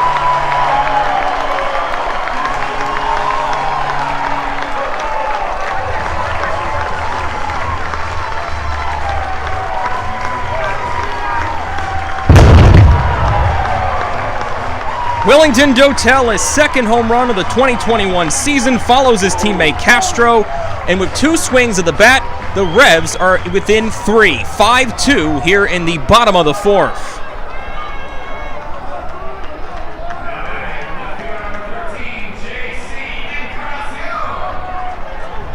Back-to-back home runs for York, bases empty, still 1 out. First pitch to JC Encarnacion. Catches the edge, for strike 1, 0-1 the count. Trackman got us all messed up in this homestand. Gotta wait for that delay. The 0-1. Swung by Encarnacion, line to right, looks playable for Aklinski, who will step back a couple and put it away for out number 2. 2 outs, no one on for Andrew Dundon. Dundon 0 for 1 as he struck out to end the 2nd inning. It's his second 1-2-3 inning from McGowan's outing, but McGowan showing some wear here as he's allowed back-to-back home runs to Castro and Dotel. It's now a 5-2 Lexington lead. First pitch to Dundon. That misses low for a ball. 1-0 the count to start Dundon, who is 4 for 12 in the last series against the Barnstormers. Got a home run against Lancaster. Drove in 2 walks. 1-0. Misses up and in for ball 2. 2 balls, no strikes. On the homestand, he's 4 for 14 with that home run, working on a 3-game hitting streak, 4 for 12 in the streak. The 2-0. Catches the inside edge for a strike. It's now 2-1 on Dundon.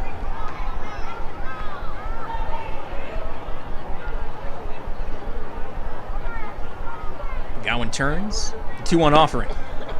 That misses low and away for ball 3. It's 3 balls, 1 strike on Dundon. Dundon was busy playing baseball last summer despite the COVID-plagued year. Spent his summer at the All-American Baseball Challenge at 444 for Jersey in the pop-up league. As the 3-1. That finds his own for strike 2. It's now a full count for Dundon.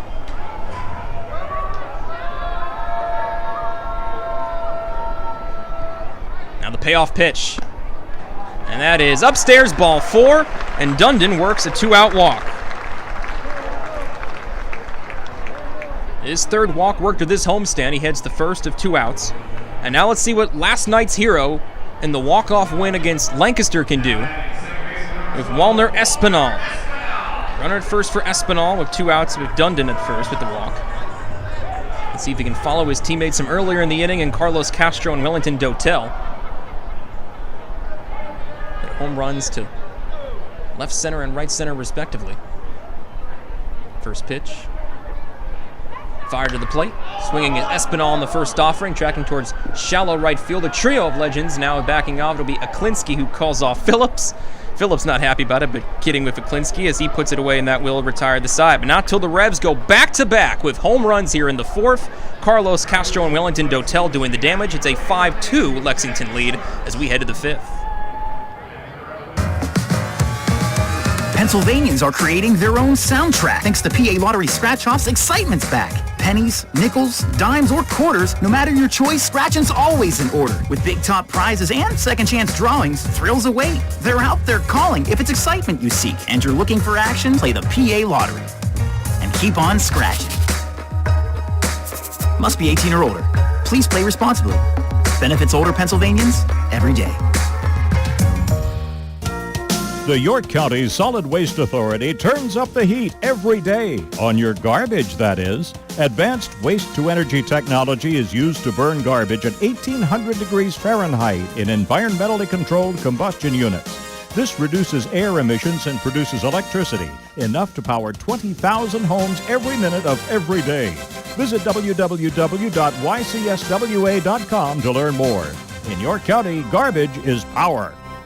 Shadowfax is committed to helping people with intellectual disabilities live an everyday life in their home and community. Currently, Shadowfax is seeking applicants with a passion for making a difference, one person at a time. Open positions include Residential Direct Support Professional, LPN, Day Services Community Participation Support, Residential Scheduler, Training Manager, and more. Shadowfax offers comprehensive benefits packages and a $1,000 sign-on bonus for most positions if hired before August 1st. For a full list of open positions and pay rates, visit shadowfax.org. Shadowfax, building relationships, creating possibilities. Shadowfax is an equal opportunity employer. New FM signal, new website. Get features, live broadcasts, and on-demand game broadcasts and shows online at 989WOYK.com.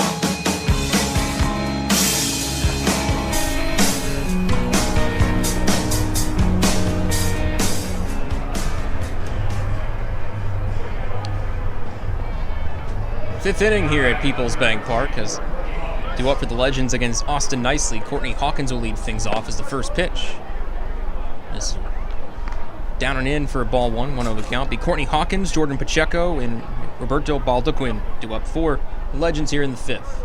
Next pitch swung on by Hawkins and hit towards the Legends dugout, foul. Moves the count to a ball and a strike on Courtney Hawkins. Last inning for the Legends, 4 runs on 3 hits, capped off by a 3-run home run from Tillman Pugh. It's Nicely fires the 1-1, swung on by Hawkins, foul. Third base side once again, but it goes towards the left field corner. Lands foul and takes a carom off the corner towards Encarnacion in left field as he throws it over to the Legends bullpen. It's 1 ball, 2 strikes on Hawkins. Nicely, the 1-2. Hawkins just pokes at it and hits it fair first base side. Fielded by Castro. Will take it to the bag himself and retire Hawkins for out number 1 here in the 5th. So Lexington able to score 4 runs on 3 hits in the 4th, but the Rebs would answer back with back-to-back home runs as Carlos Castro would hit one out to the Penn State Children's Hospital playground in left center. Then Dotel, a batter later, following up his own home run, but towards right center near Cannonball's corner. 5-2 Lexington lead. Rebs trailed by 3. 1 out, no one on for Jordan Pacheco. The catcher for Lexington 0 for 2 with a fly out and ground out. First pitch from Nicely. Swung on and missed for a strike. 0-1 the count to start Pacheco.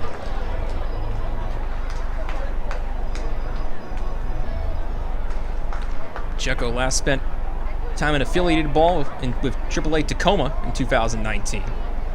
As the 0-1, swung on by Pacheco, a number up the third base line, fielded off the mound by Nicely. Throw to first is wild and caroms off to the Revs bullpen, but it was thrown so hard by Nicely, it caromed off the wall and prevented Pacheco from advancing any further.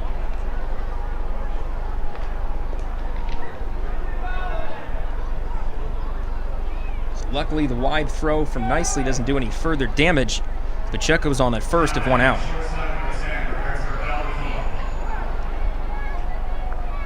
Baldequin on now for at the plate for the 3rd time. 1 for 2. We have a base hit and a run scored. Did that both in the 4th. Scored on Sam Claycamp's RBI single.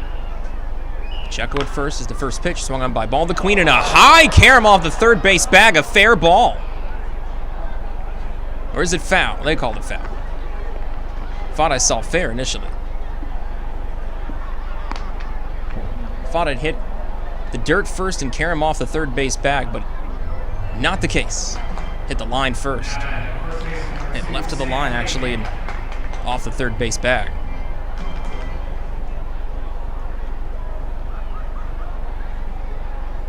Or it did. Gosh darn.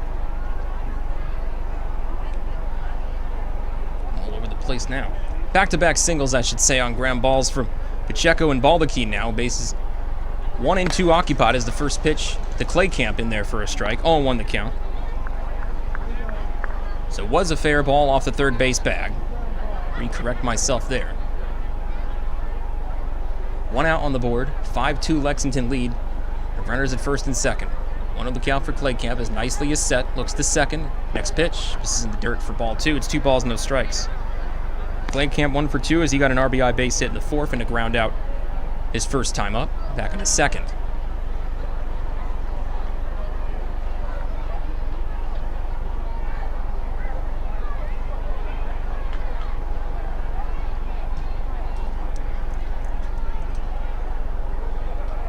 About the second is Nicely is the 2-0 swung on by Claycamp, and that will be fair. No, foul ball. The third base side. Can at least have fun with myself.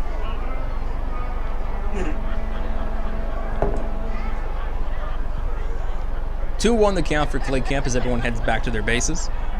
Ball looking at first, Pacheco at second.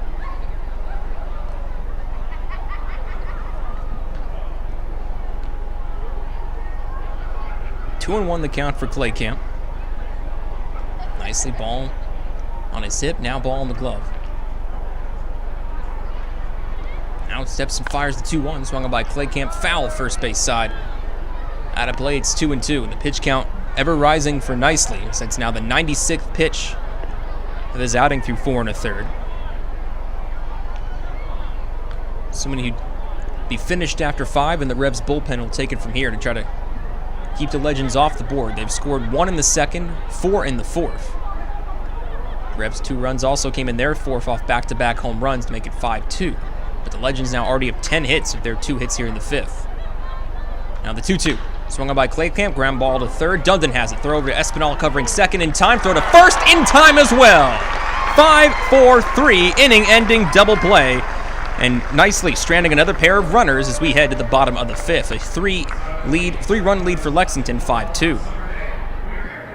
Suffering from chronic pain, anxiety, or insomnia? CBD Supply MD York has the solution for you. Natural alternatives to pain relief while combating high prescription prices and deductibles. Our products are high quality, organic, and third-party tested.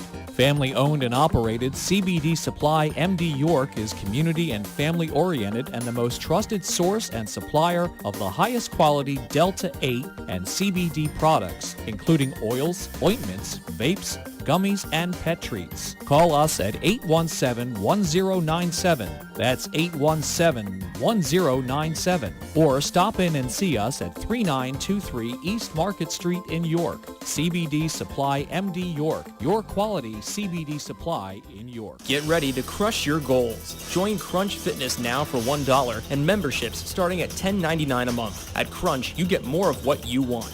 You can run, you can lift, you can train, you can jump, squat, lunge, dance, and hit it with us. And at Crunch, an obsession with so fresh and so clean means you can feel confident getting a safe workout. Join Crunch today and get 1 month free. Use code RADIO to claim your free month at crunch.com. That's the code RADIO at checkout to get 1 free month at crunch.com. Come see why Jack GM Volvo has been York County's trusted new and used car dealer for over 50 years. In need of service for your vehicle? Get a free PA state inspection when you mention promo code REVSBaseball. 9 brands and 4 convenient locations. For more information and details, visit gmvolvo.com. Listen live, on demand, and on the go. Download the new WOYK app on the Apple and Google Play stores today.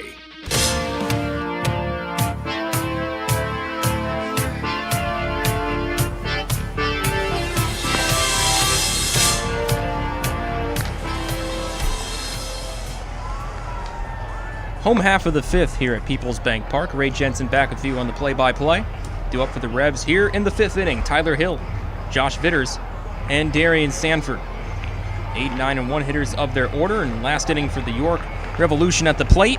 Back-to-back home runs hit by Carlos Castro and Wellington Dotel, as Castro and Dotel basically hitting it the opposite sides of the field. With Castro his to left center, Dotel to right center. Bring in 2 for York.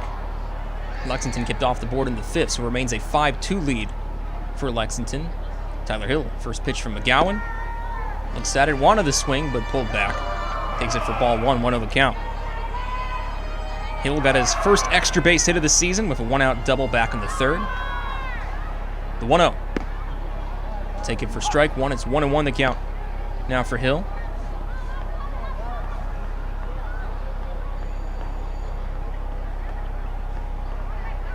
The 1-1. This is low for ball 2. It's 2 balls, 1 strike. A couple nights ago, Tyler making his first professional start at first base. Now behind the dish for a second straight night is Castro at first. For 2 nights now in a row. It's the 2-1. Swung on by Hill, a little nubber first base side. Fielded off first base position by Clay Camp. Throw to McGowan. Is in time to beat Hill on the foot race. So 1 up, 1 down, and a ground ball to first, hit by Hill. 1 out, no one on for Josh Vitters. It was the 5th strikeout victim of McGowan for the second out back in the 3rd. 7 total strikeouts for McGowan, tying a season high.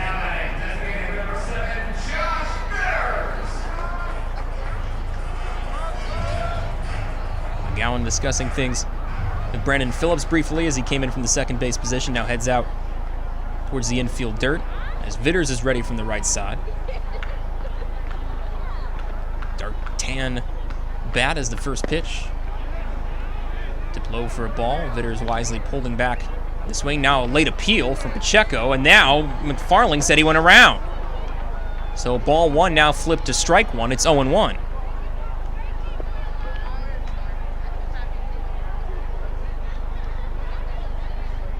Next pitch. Swung by Vitters and a ground ball gloved briefly by McGowan, but it dripped off of it. Now reaching first safely is Josh Vitters. Vitters legging out an infield hit off the deflected glove of McGowan on the mound. It's 8th hit of Vitters' season. He's on at first with 1 out. Now back to the top of the order of Darian Sanford. Sanford so far has been kept guessing by McGowan. 2 strikeouts thus far for Darian.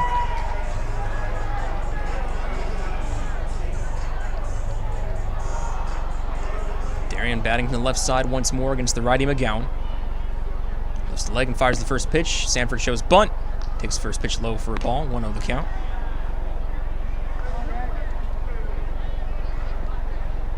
Sanford 17 hits on the year. Has a home run. Got that a couple Sundays ago at Lancaster. The 1-0. Sanford shows bunt and lays it down the first base line. Does it stay fair or foul? It is foul. Flirted with fair territory, but just drifted foul at the last possible minute. And with Sanford and his speed, he was already 9/10 of the way to first base. But a foul ball as Sanford takes the trek back to the box. It's 1-1. McGowan now at 67 pitches through 4 1/3. Cruz for the early part of his outing, just 11 pitches in the first, 15 in the second as he set down the Revs in order in those first 2 frames. He's yet to have a 1-2-3 inning since. Sanford ready for an even side, even left-handed stance. 1-1. That drops low, a little too low for ball 2. 2 balls and a strike now for Sanford. Revs now with 4 hits on the night following Vitters' infield single. Lexington with 10. So they have not gone quietly really in any inning. As the 2-1. It's upstairs ball 3, and it's 3 balls and 1 strike for Sanford. Sanford working his fair share of walks this year. Enters tonight's game tied for 3rd with 16 of Carlos Franco and Jake Skoll of the Gastonia Honey Hunters as the 3-1. That misses slightly upstairs, ball 4, and it's the 17th walk worked by Sanford this year. He takes first base. Vitters heads over to second. And business going on for York here in the 5th as Vitters now at second, Sanford at first. 1 out for Chris Vasquez.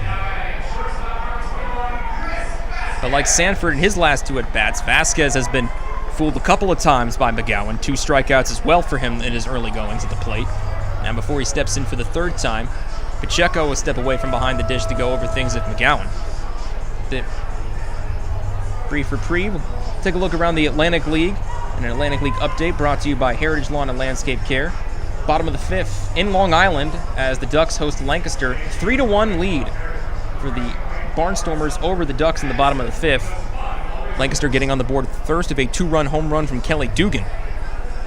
The Ducks responding as well as the Barnstormers. 2-run lead for Lancaster, 3-1. 4-0 lead for West Virginia, hosting Gastonia at home. And then High Point, 1-0 lead at home against Southern Maryland in the top of the 4th.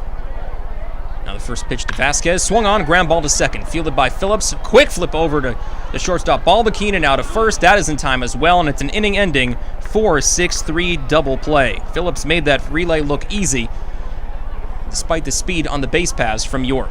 As we head to the 6th inning here at PeoplesBank Park, it's a 5-2 still Lexington lead. Hey, psst. Yeah, you. You want to buy some low-priced groceries?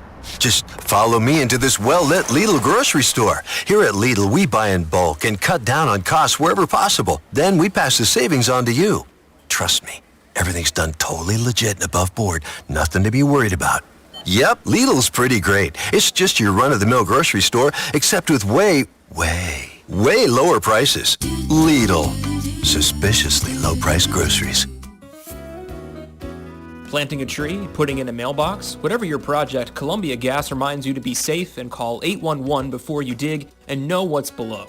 Safe digging is no accident. Call 811 at least 3 business days before you start your digging project, and your utility companies will come out to mark any underground lines near your work area. Calling 811 is free for Pennsylvania homeowners, and it's the law. For more information, visit columbiagaspa.com. Facing a legal issue can be a frightening time. What's my course of action? How do I know who to call? Fortunately, the York County Bar Association makes it easy. Now, you only need to make one call to find the right lawyer for you. Call the York County Bar Association and let us help you find the right lawyer with our Attorney Connection Lawyer Referral Service. Just call 854-8755 or visit yorkbar.com. Don't hesitate in getting the help you need. Contact the York County Bar Association and let us help you find the right attorney at the right time. Listen live and on demand with the new WOYK app and online at 989WOYK.com.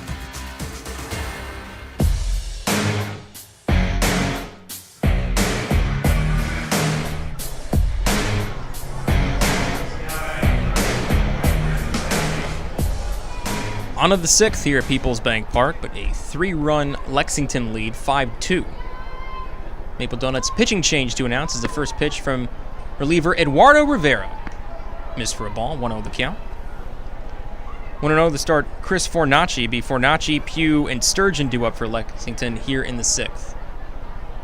The 1-0. Just upstairs for a ball. 2 balls, no strikes now for Fornacci. Want to congratulate Eduardo Rivera on becoming a dad. Congratulations to him and the rest of his family as the 2-0. Missed low for ball 3. 3 balls, no strikes. Rivera coming into this appearance. It's his 7th on the year. No record, .96 ERA. The 3-0. That drops in the inside edge for strike 1. It's 3-1 the count now for Fornacci, who's 1 for 1 of a base hit and a run scored in the 2nd, and then a walk and a run scored in the 4th. 3-1. Pretty much same spot. Strike 2. 3 balls, 2 strikes now for Fornacci, as after falling behind him 3-0, Rivera battles back to make it full. And the payoff pitch. Swung on and missed. Strike 3. Rivera missed on his first 3 and then hit on his next 3. Fornacci fooled on the 3-2 offering, and he swings and misses for strike 3 and out number 1 here in the 6th. 1 out. No one on for Tillman Pugh, who has made the Revs pay tonight. Pugh 2 for 2. RBI base hit for this in the 2nd inning, and then a 3-run home run in the 4th. Rivera fires the first pitch. Swung on and missed by Pugh for strike 1. 0-1 the count. Lexington leads York 5-2, out hitting York currently 10-4. So they've had a hit, at least one, in every single inning thus far. The 0-1. Tried to get Pugh to expand the zone, but not that far, as he misses away for ball 1. 1-1 the count. 2 hits in the 1st and 2nd, just 1 hit in the 3rd, their lowest total. 3 in the 4th, and then 2 in the 5th. 1-1 fouled off, and he skies it somewhere third base side. That went high and far, but foul. 1 ball, 2 strikes the count of the Rudders K-Man. I'll take the onus on this one because I picked him, and then he went 2 for 2 in his first 2 at-bats. But we only need 2 strikeouts as the 1-2. Called! 3rd strike! Speak of the devil!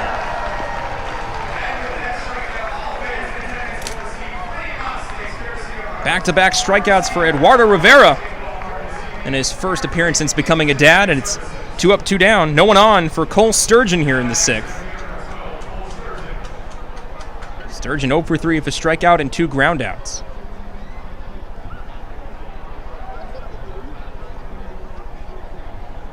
Lefty hitter ready to face the righty Rivera. First pitch. This is low and glances off the glove of Hill and back to the backstop for a ball, 1-0 the count. Sturgeon with 8 extra base hits. 3 doubles, 2 triples, 3 home runs. 8 of his first 16 hits have gone for extra bases.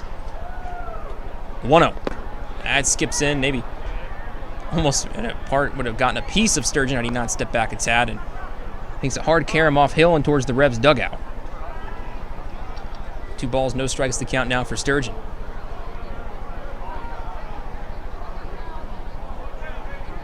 Open stance from the left side from Sturgeon. Shin guard on his right leg. Rivera, the overhead wind, and the 2-0. That misses upstairs and away, ball 3. 3 balls, no strikes. A little similar to the Fornacci at bat to begin this inning. Rivera missed on his first 3 offerings to him. Now the 3-0. That misses inside, ball 4, and it's a 2-out walk worked by Sturgeon. First time he reaches safely this evening.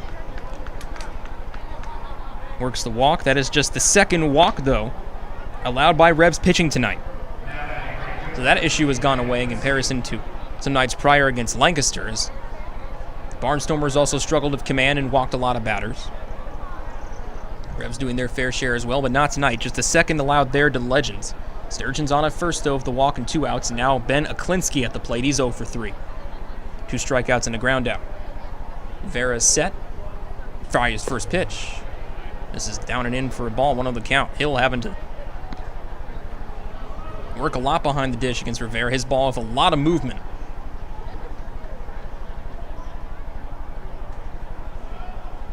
Throws hard as well as Rivera leans in quickly, has the signs, ready with his stance. Sturgeon of his lead from first. And now the 1-0 to Aklinski. That misses down and away and glances off of Hill, and advancing the second base will be Sturgeon. On a wild pitch. That's the 2nd wild pitch from the Revs tonight. Now 2-0 the count for Aklinski and a runner in scoring position of 2 outs and Sturgeon. And just when you think the Legends are down and out with 2 outs on the board, they once again refuse to go away. The 2-0. That's a called strike in the outer edge for strike 1. Now 2-1 the count for Aklinski.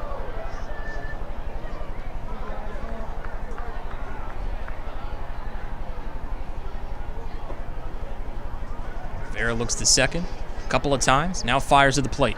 2-1. Blocked in the dirt to the right by Hill, and it's now 3 balls, 1 strike on Aklinski. Aklinski, 25 years old, born in Phoenix, Arizona. 32nd round pick in 2018 by the Philadelphia Phillies at a University of Kentucky. Reached his highest high A in the Phillies system.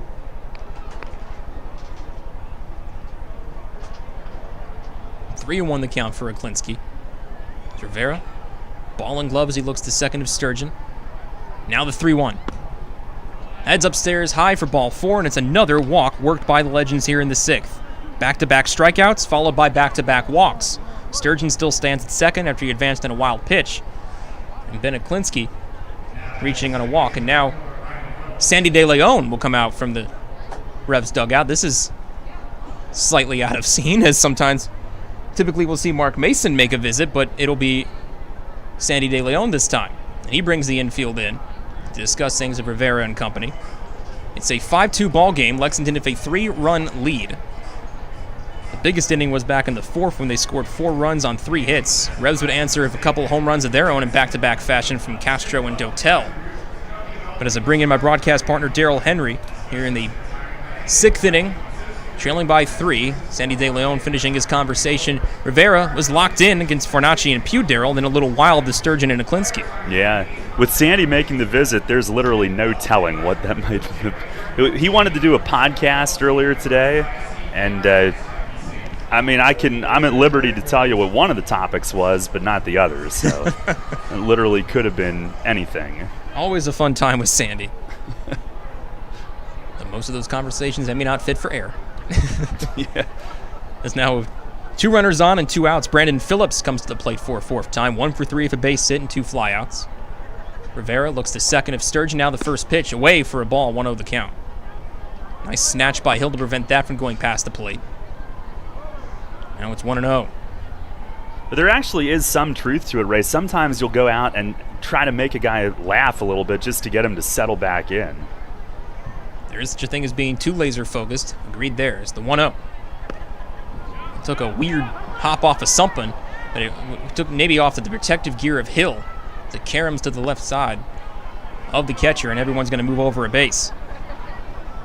He was so focused on the weird thunk sound I heard off our back crack mic that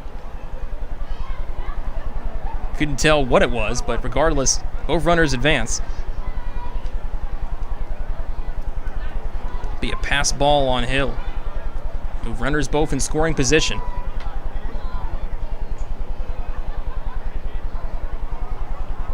One and one the count as that next offering was a strike. Rivera looks to second. Now with Aklinski in the 1-1. Swung on by Phillips. Broken bat. Tracking towards shallow right. That'll fall in front of Dotel for a hit. And will bring in a couple runs. Sturgeon scores, as is Aklinski. And it's a 2-run broken bat single for Brandon Phillips.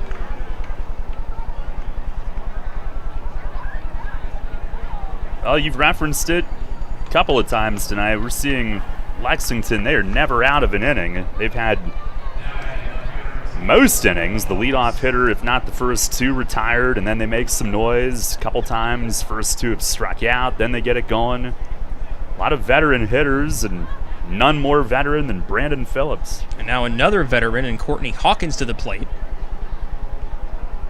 2 for 3. He was retired the first time back in the 5th. First pitch, Phillips going on the offering. He will get to second base.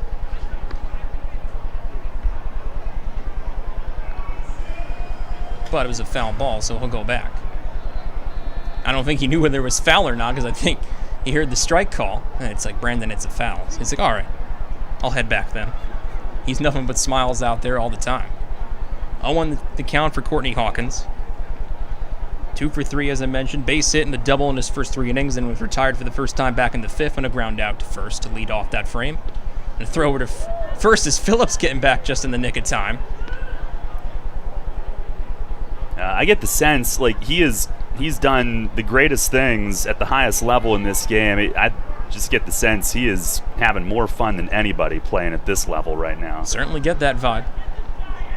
It's the 0-1. Blocked in the dirt by Hill as he ranges to his right. 1-1 the count now for Hawkins.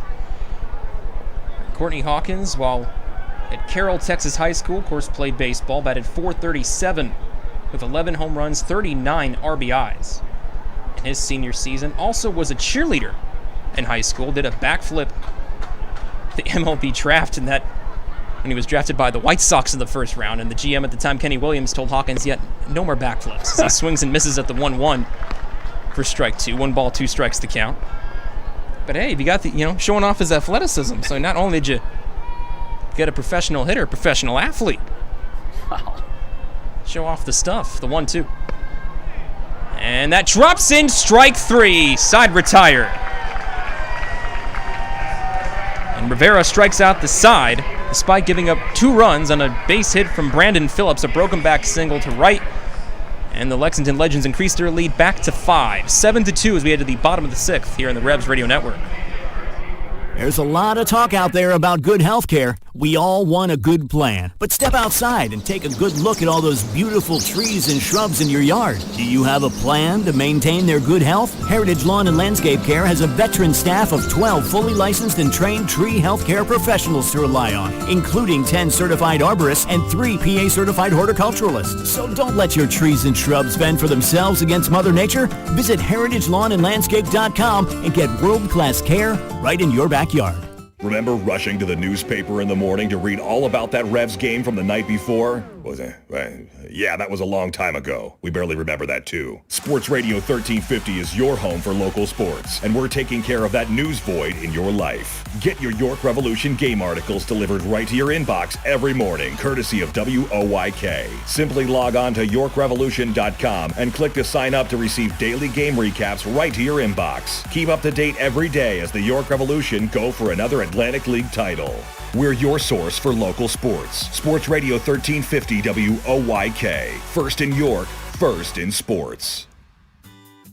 Money and business are essential to the strength of a community. So is cheering and celebration and music and fun. That's why York Revolution games, concerts, youth sports, special events, and more happen at a place called PeoplesBank Park.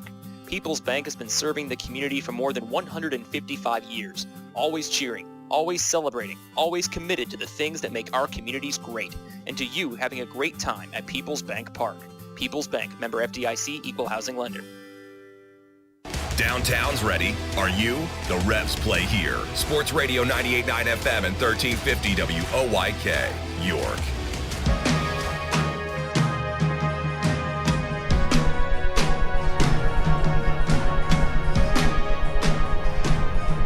Revs have some more work to do at the plate as 2 more runs crossed for Lexington in the 6th. On a 2-run broken bat single from Brandon Phillips, it's now 7-2 Lexington. But due up for the Revs here in the 6th, Carlos Castro, Wellington Dotel, JC Encarnacion. As McGowan out for a 6th inning of work at 71 pitches to start the 6th inning. And the first pitch drops in for a strike, 0-1. Last inning, McGowan allowed a base hit and walked a batter with 1 out, but then Chris Vasquez hit into an inning-ending 4-6-3 double play as the 0-1 misses low and away for ball 1, 1-1 the count on Castro, who in the 4th hit the first of back-to-back home runs. Wellington Dotel followed just a batter later with his own, the 1-1. Swung on by Castro in a hard-hit line drive under the glove of the diving Fornacci at third and into left field for a base hit. Boy, is Castro swinging a hot bat. And for Carlos, it's his 23rd hit of the year. Started tonight 4th in the league of 21 hits, now with 23 on the season. Now has him tied with Ruby Silva of the West Virginia Power and the departed Nelly Rodriguez, who both have 23 on the Atlantic League leaderboards. So Carlos Castro stands at first of his leadoff single, and Wellington Dotel, the other part of that back-to-back home run tandem, at the plate. Couple of tongue pops for Wellington as he's ready to face McGowan for a 3rd time. Quick look to first. Set the ball in the glove. Now fires the first offering. It's low for a ball, 1-0 the count. Wellington with his home run, his 2nd of the year in the 4th, 21st hit as well on the season. Also 9th RBI. So he's ready for the 1-0. McGowan turns and deals. And that misses low and in for ball 2. 2 balls, no strikes for Wellington.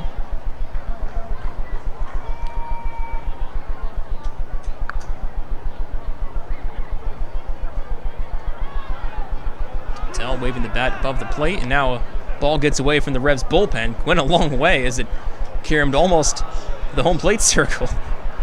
And a long throw back from Pacheco to send the ball back the Revs' way.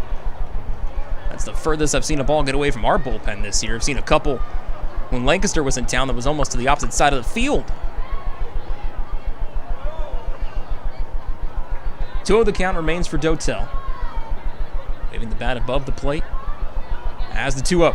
Swung on by Dotel and a liner to center field, but hangs just in time for Sturgeon to put it away for out number 1. 1 out, 1 on now for JC Encarnacion, who's 0 for 2 of 2 fly balls.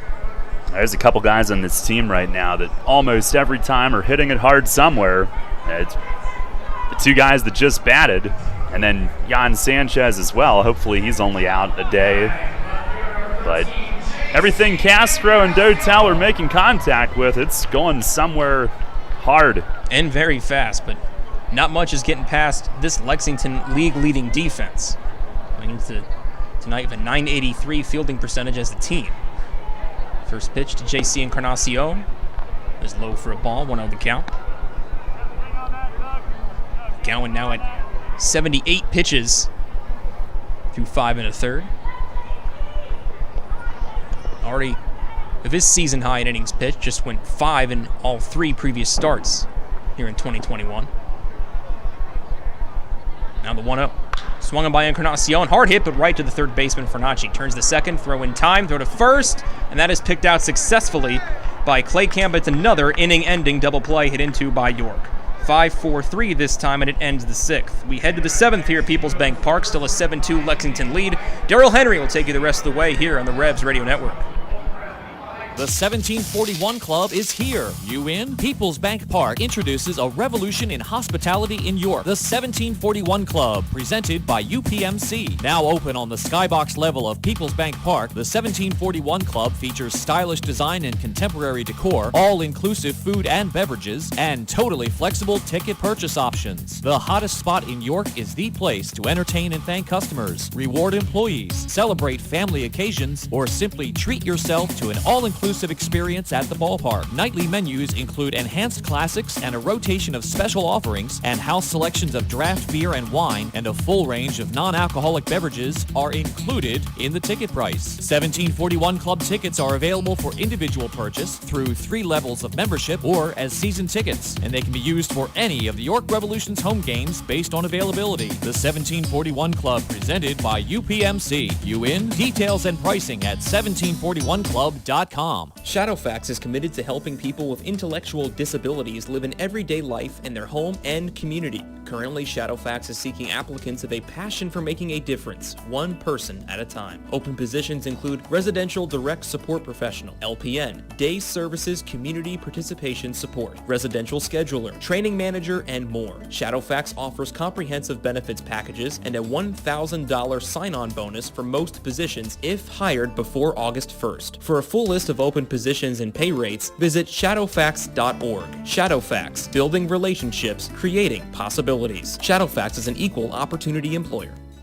Get the latest on the Orioles with the Baltimore Baseball Show, hosted by Dan Connolly. Mondays at 6 on Sports Radio 98.9 FM and 1350 WOYK.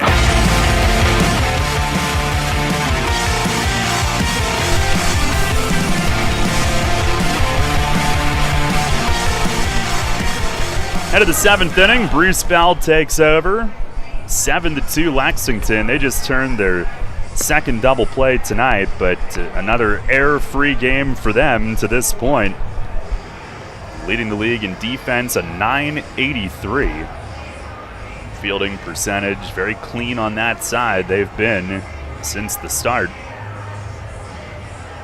Jordan Pacheco will lead things off. Bell overall has got no record, an 8.18 ERA in 5 outings, 1 start. He last pitched on Tuesday against Lancaster. And it gave the team a season high in relief, 2 1/3 innings for himself, 4 runs, only 1 earned. Struck out 3. Pacheco 1 for 3 with an infield hit, digs in. First pitch fastball is down low. As dusk starts to approach here in York tonight. The lights at full effect now. The 1-0. Fastball, that's a called strike. Pacheco, Baldachin, Clay Camp.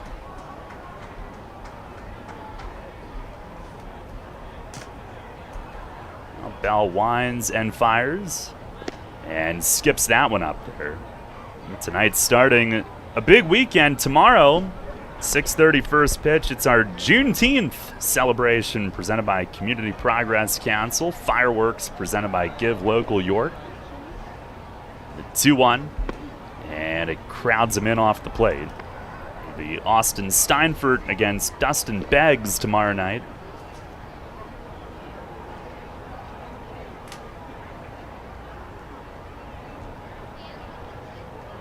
Bell, the 3-1, and a swing and a foul back, and that'll find the roof.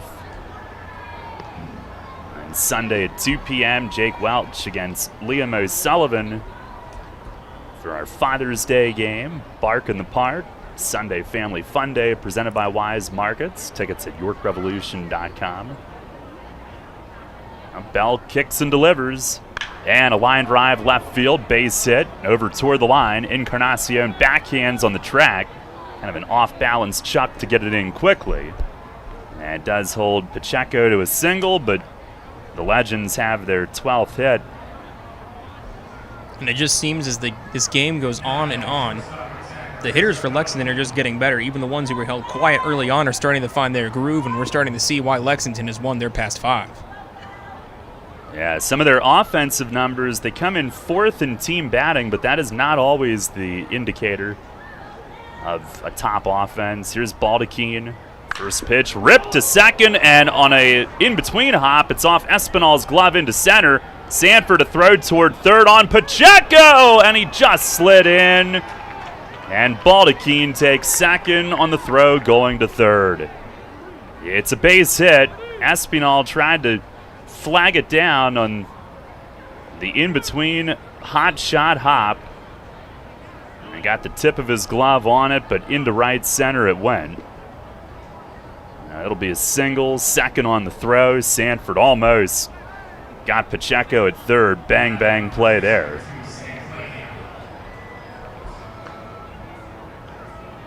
Couple hard hit balls. Baldachin with his 3rd hit of the night.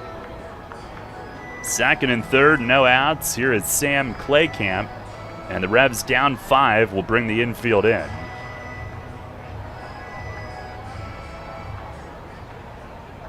Bell's going to go from the windup. I think he's confirming signs with Hill. And now into his windup. First one home. And a swing and a miss. Claycamp rips through it. 1 for 3 tonight. RBI single and a run back in the 4-run 4th when they did the bulk of their damage.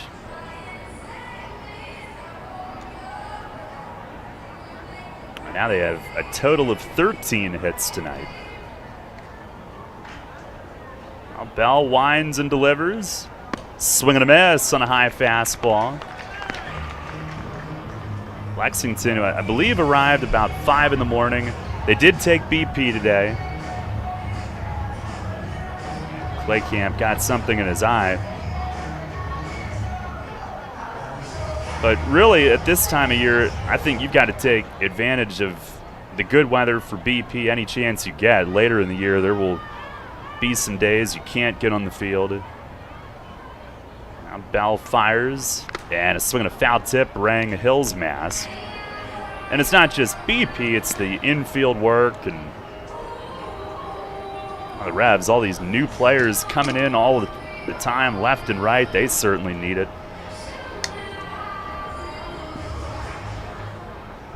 We mentioned it last night. We've had how many different double play tandems in the infield? I think I estimated 18. I don't think it's that many. Give or take. It's another 0-2. And a broken bat, little loop toward the first base side. It lands foul. Castro charging over. Didn't have much hang time on that one, though. But already, an abbreviated spring training typically than it would be in a normal year. So not a lot of time to build team chemistry early on, but you still got to commend what the Revs are able to do in the field. When they've been right, they've been really good.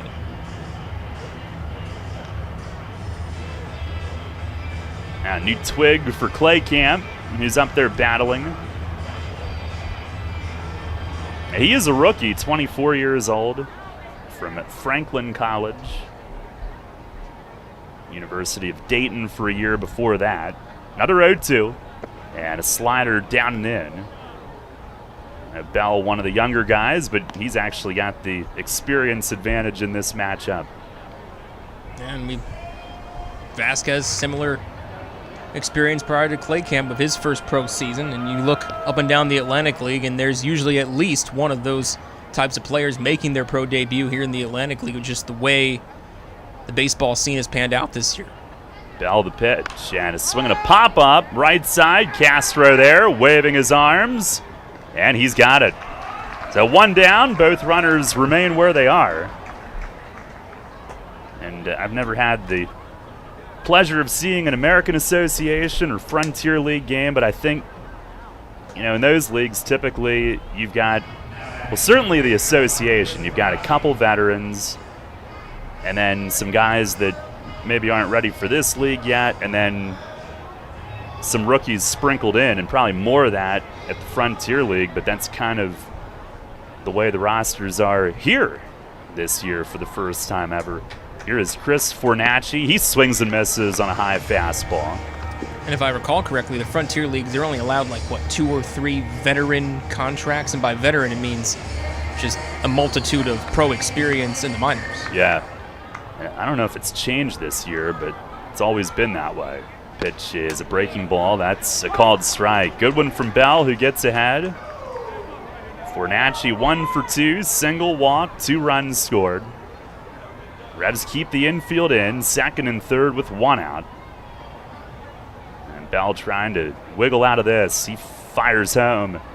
And a swing and a miss. He struck him out. It almost sounded like it was foul, but that was Hill's mitt. And a swing and a miss. Bell with the strikeout.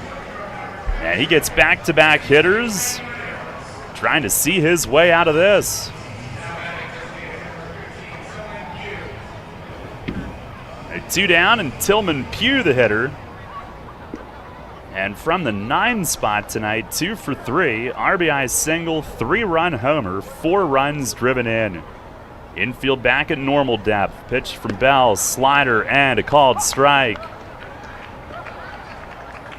Well, he is getting into his groove, trying to get out of this jam. 7-2 Lexington. 0-1 pitch, breaking ball, and this one stays high. Pugh, who did come in, hitting .313. They've got him stashed down near the bottom of the order, although maybe that's because he's DHing tonight. Stash him down there with the double hook. I don't know. Haven't really picked up on trends, Ray, the way that team to team handles that double hook just yet. I was just going to say that myself. Man, think alike. Here's a fastball away. Did he go? He did on the appeal to first. He flinched and went too far, 1-2. And a timely appeal that time from Hill. Not like Pacheco, who waited almost a full episode of Seinfeld to call for the appeal when Vitters was at bat a couple innings ago. 1-2. Swing and a miss! He struck him out. Slider from Bell. It was up, and he got him to swing through it. And they had second and third with no outs after back-to-back hits, and he retires the next 3. Nothing across. Stretch time tonight here at the bank. It remains Lexington 7, York 2. You get in your car, and you start your car. You put the car in gear, and you go nowhere. What the? Because your transmission has failed, or you try and put it in gear and it makes an awful grinding noise, or you put it in gear and take off, but when it's time for the transmission to shift, the RPMs just go higher, but you aren't gaining any speed. Dang it! Now you've heard of the good-looking genius and the crew at Broadway Transmission, right here on the radio. But now all you have to do is go to www.broadwaytrans.com to arrange a tow right from the website, and in a flash, your vehicle is on its way to the recovery, and with the best tracked warranty in the industry. Easy financing, free towing with repairs, AAA authorized, and the most recommended family-owned transmission shop around since 1951. Broadway Transmission will get your shift together and stand behind it too. Visit us on the web at broadwaytrans.com or stop in and see how it's done. I felt like my well-being was tied to the morning stock numbers. I wanted to invest, but grew tired of the stress of potential losing it all. A friend of mine suggested I talk to Tom Dasher about a fixed index annuity that could be a stable option while still seeing potential growth. Tom has been helping folks here in York County for over 30 years. Give him a call at 717-487-2096 to see if he can assist you. New FM signal, new website. Visit us online at 989WOYK.com and take us on the go. Download the new WOYK app today.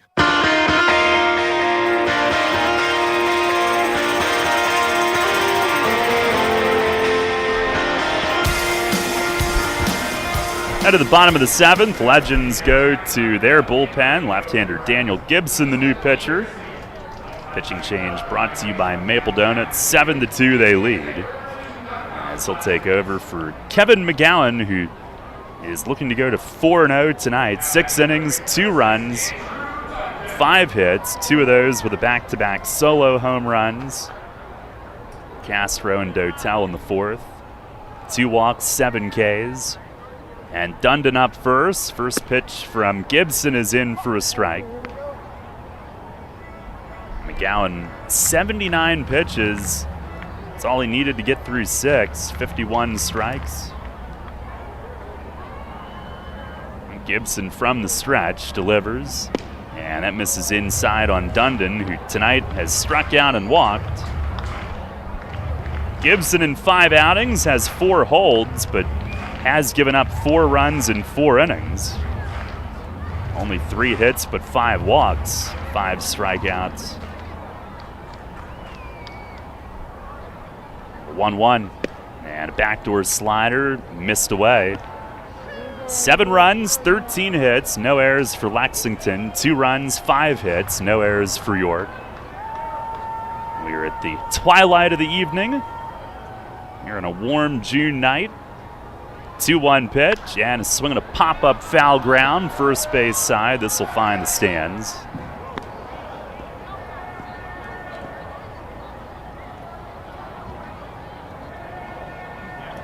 Gibson, another former Skeeter. 29-year-old from Tampa. He went to University of Florida. Diamondbacks drafted him 7th round in 2013. Sets and fires, and a half swing, and Dundon went on a slider bearing in on him. That is out number 1 here in the 7th. Gibson got to AAA for a pretty substantial amount of time with Arizona, 2016, 17, and 18. Was released from AA in 2019, first went to High Point, then to Sugar Land, and pitched well. 2.41 ERA with Sugar Land out of the bullpen. Here is Walner Espinal. First pitch, fastball. It is a called strike. 91 on the gun. And then he was back there in that Constellation Energy League last season.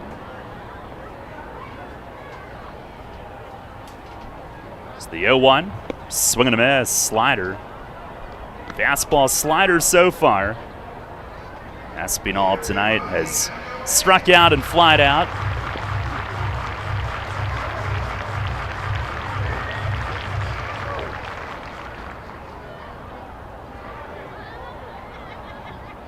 Oh-2, and that's down and in, skips away.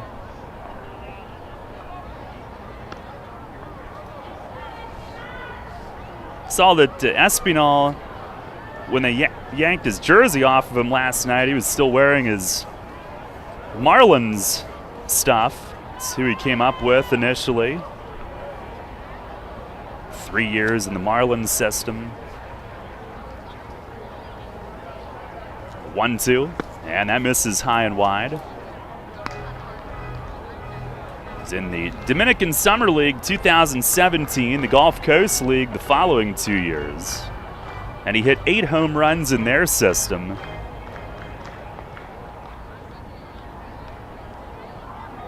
Now the 2-2, and a slider runs in. He's off to a great start in the Empire League for just a couple of days. When the Revs opening came around and he was dealt here.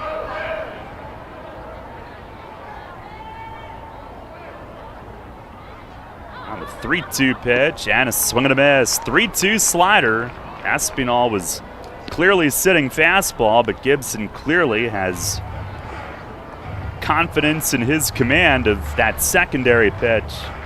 So 2 down here in the 7th, and Tyler Hill coming up. Bruce Bell is in the on-deck circle to hit for himself, and it looks like he will still be pitching in the 8th inning as well.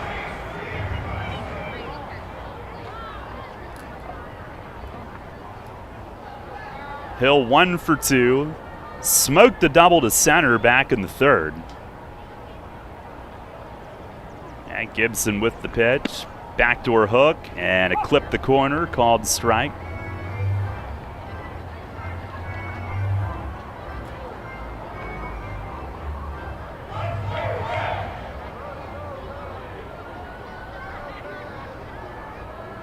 Now the 0-1. Swinging a towering fly ball to left field. Hawkins drifts back. He's feeling for the big wall. He jumps up, and it's off the boards. And Karam's back towards Sturgeon from center, who's over to play it. Hill stands at second ahead of the throw, his second double of the night. A wall scraper that I think hit one of the number panels and Karam'd up in the air. And Tyler Hill, with 2 deep doubles here tonight, is 2 for 3. It careened off the nemesis. They're still trying to get him to do the celebration for the dugout. He just isn't quite there yet, but he is a little more dialed in on the fact that he is figuring out some solid contact tonight. Even Brandon Phillips is trying to make him dance. Here's Bruce Bell, who will bat, and the first pitch is down low. Yeah, Phillips first was trying to push him off second base so he could tag him out.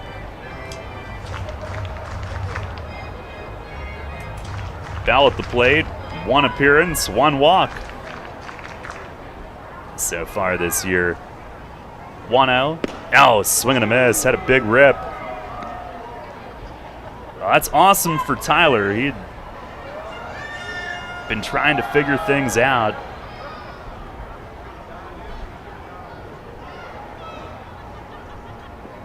On the 1-1. Swing and a miss. Fastball. Bell, who got out of trouble in the top of the inning, will be pitching in the 8th. We might even see him try to go the final 3 tonight. We'll see. 1-2. Swing and a miss. Fastball got him, and Gibson strikes out the side. Tyler Hill, the 2-out double. And his left on at second. And we'll go to the 8th tonight. Still 7-2 Lexington. Many ancient cultures believed our feet to be the source of well-being. In fact, from the moment humankind first stood upright, our feet have been our most fundamental connection with the earth. At Flying Feet, we strive to strengthen that connection with a selection of summer footwear that are fashionably appealing, orthopedically correct, and most importantly, comfortable. Flying Feet. Since we introduced them, OOFOS has been the hottest brand of thongs, slides, and clogs on the market. Lightweight and fashionable, OOF foam technology absorbs 37% more impact than traditional foam footwear materials. Less stress on your feet and joints means OOFOS all-day comfort. Now Flying Feet introduces New Sole. These American-made thongs and slides are soft, lightweight, and super comfortable. Their supportive footbed addresses a variety of foot ailments. New soles are especially good for water fun as they float, are non-porous, and slip-resistant. See all of the men's and women's styles available for your summer fun at Flying Feet. Flying Feet. Flying Feet Sports Shoes, the sportswear specialty store without specialty prices. 1511 Mount Rose Avenue behind Domino's Pizza, just off exit 18 of I-83. Sports injury? Walk into WellSpan Urgent Orthopedics for immediate care. No appointment is ever needed. Our orthopedic and sports medicine specialists are here to treat you. Visit wellspan.org/urgent orthopedics today for hours at our York and Hanover locations. Listen live and on demand with the new WOYK app and online at 989WOYK.com.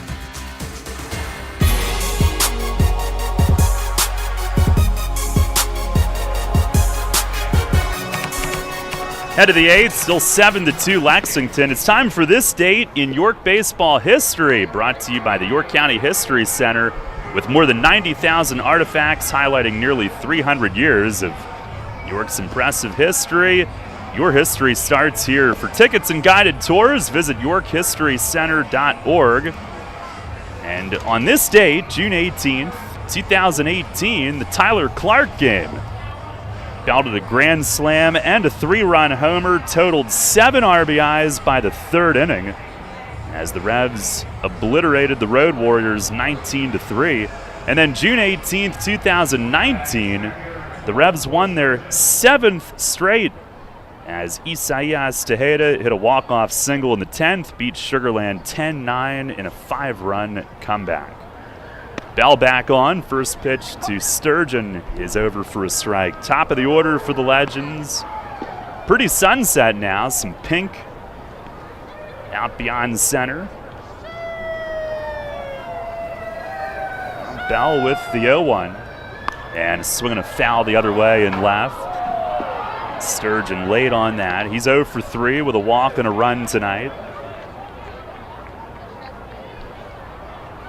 University of Louisville guy. They've got some former Louisville Cardinals, Kentucky Wildcats. Pitch is swung on and nubbed foul over by the Lexington dugout.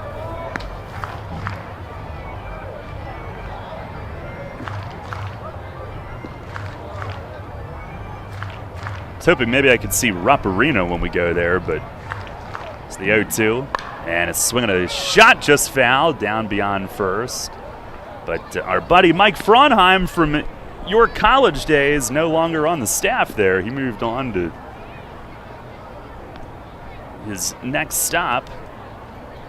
Well, maybe I'll just break in. It's always an option.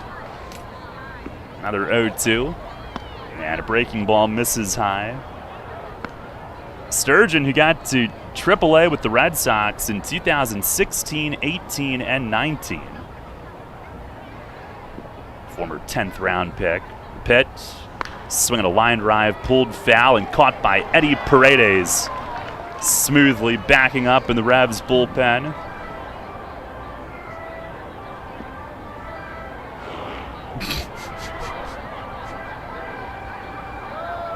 Bell the pitch. And is swinging a towering fly in left field. Let's hope Encarnacion sees it. He trots in, and he does. Makes the play. It's a tough time of night for that. And I think Vasquez was a little concerned, but JC spots it. Now 1 down, and Ben Aklinski coming up.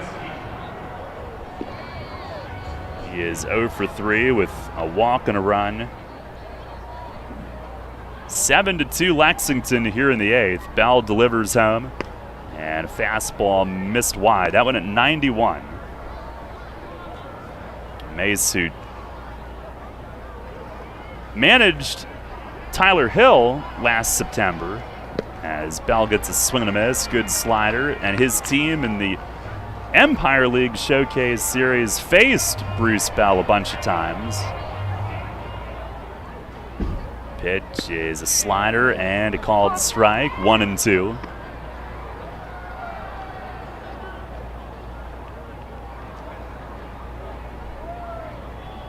Working to Hill here in the 8th inning tonight. Bell fires, and a fastball just low. Hill came out ready to throw it down to third, thinking they had him struck out.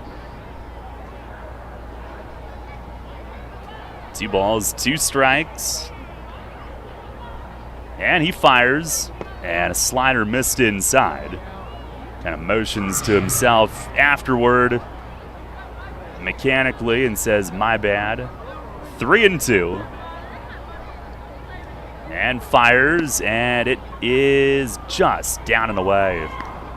Got ahead, missed with a couple of close ones. And Aklinski is on the walk. And that'll bring up Brandon Phillips.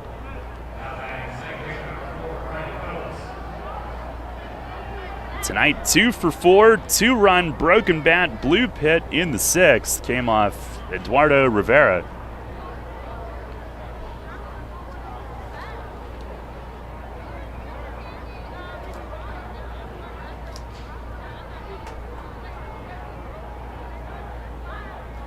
Now Bell steps off. And Phillips, he was actually, and he grew up idolizing Barry Larkin. Of course, he ends up playing second base for the Reds, but now ball loose in center that Sanford will go retrieve. But Larkin was his favorite, and he was drafted out of high school as a shortstop by the Expos. He had committed to University of Georgia to play both baseball and football, but took the draft deal, signed with Montreal. And first pitch this time, down and away, and past Hill, who tried to backhand it, wild pitch. And Phillips, when he was still in the minor leagues, late June 2002, if you remember this trade, he was traded to the Cleveland Indians with Grady Sizemore, Cliff Lee, and Lee Stevens for Bartolo Colon and future Bridgeport Bluefish Tim Drew, J.D. Drew's brother. It's the 1-0, swinging a high fly, center field. Sanford drifts in.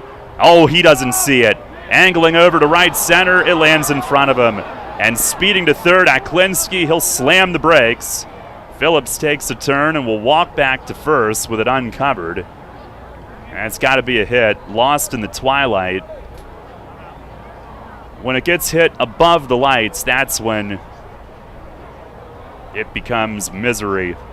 And Sanford, he was close in the area, but ultimately lost sight of it. 3-hit night now for Phillips, 3 for 5.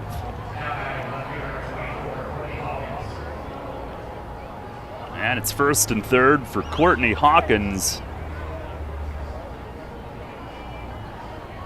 Tonight, 2 for 4 with a double. The Legends tonight trying to win their 6th in a row and 12th in the last 13.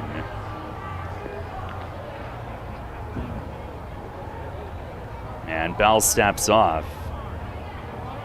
Lexington 4-4 on the road. At home, they've gone 8-0.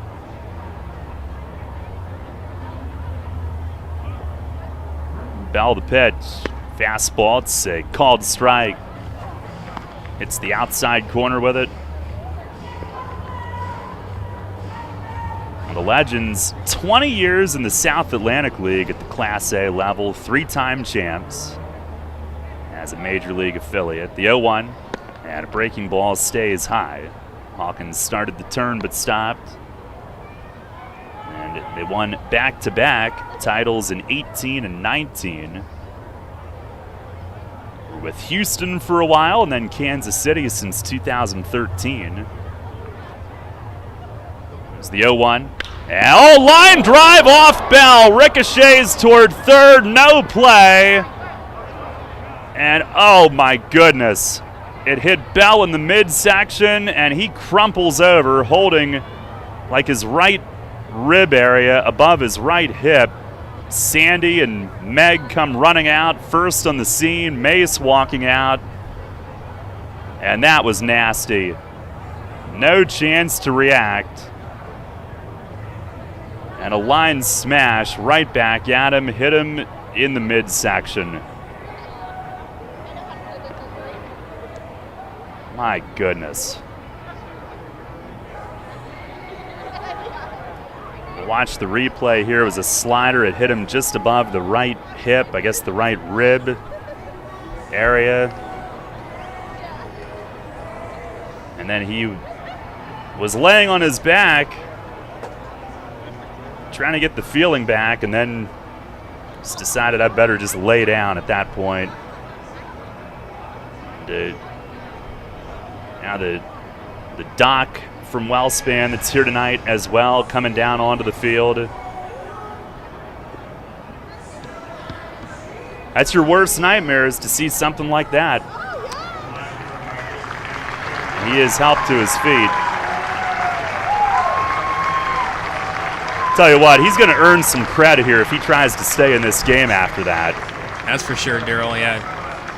They're not going to let him, though. I thought when he first got up, it looked like he wanted just his body language, and he's a gamer, that's for sure. He'll go jogging off, which is the only thing better that we could have seen was the fact that he runs off.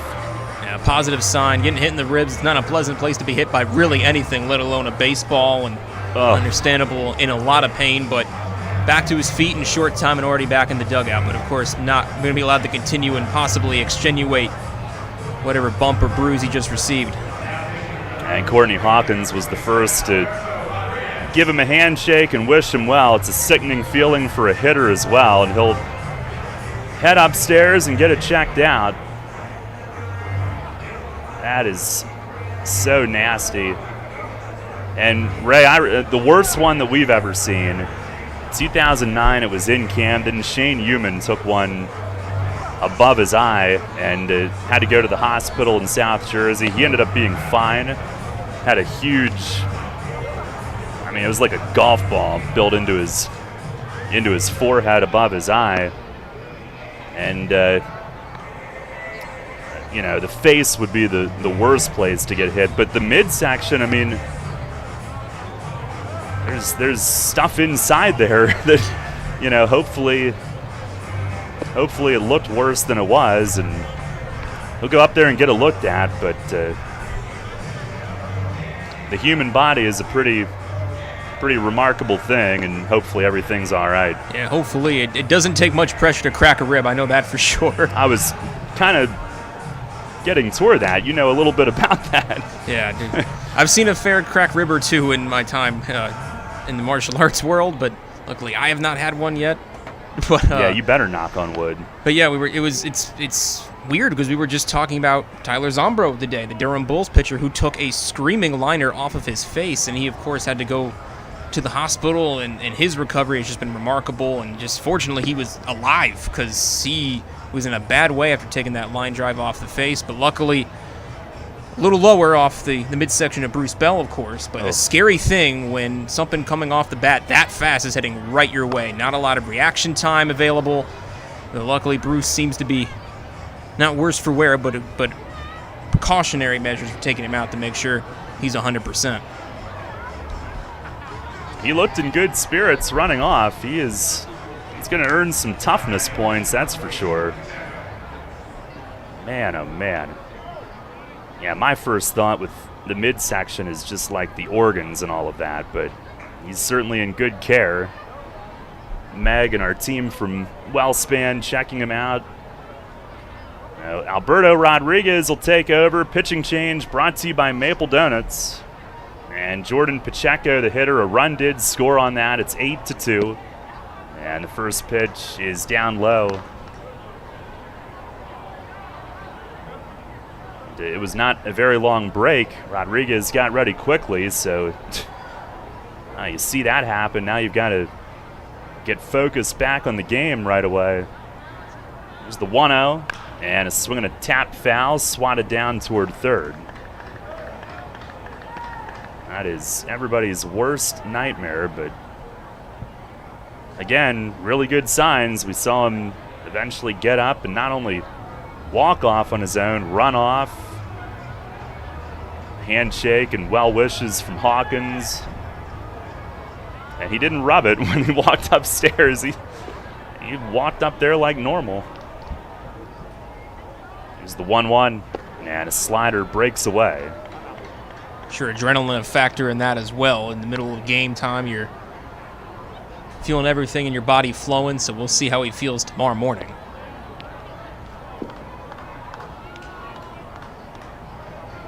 Had a big escape last inning as well.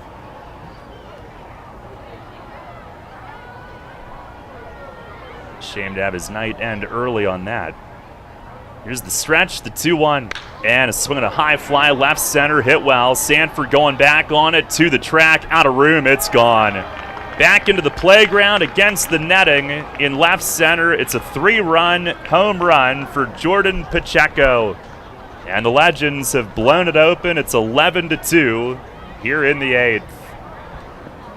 Their second 4-run inning of the night as they all arrive at home at the same time. And Pacheco with his third hit, his first home run since being activated.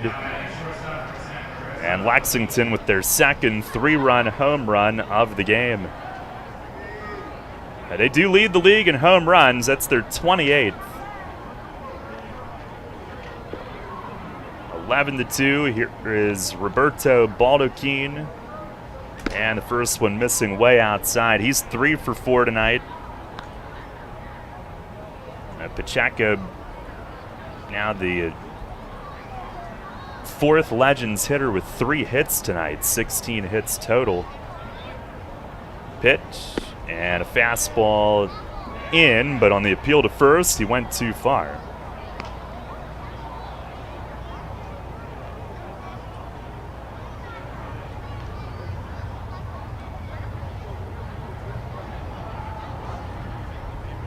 The 1-1. Oh, nails Baldachin high in the back. He stopped to brace for the pain and then goes sprinting to first. That one got away from Rodriguez, his fellow countrymen. Both are from Cuba originally.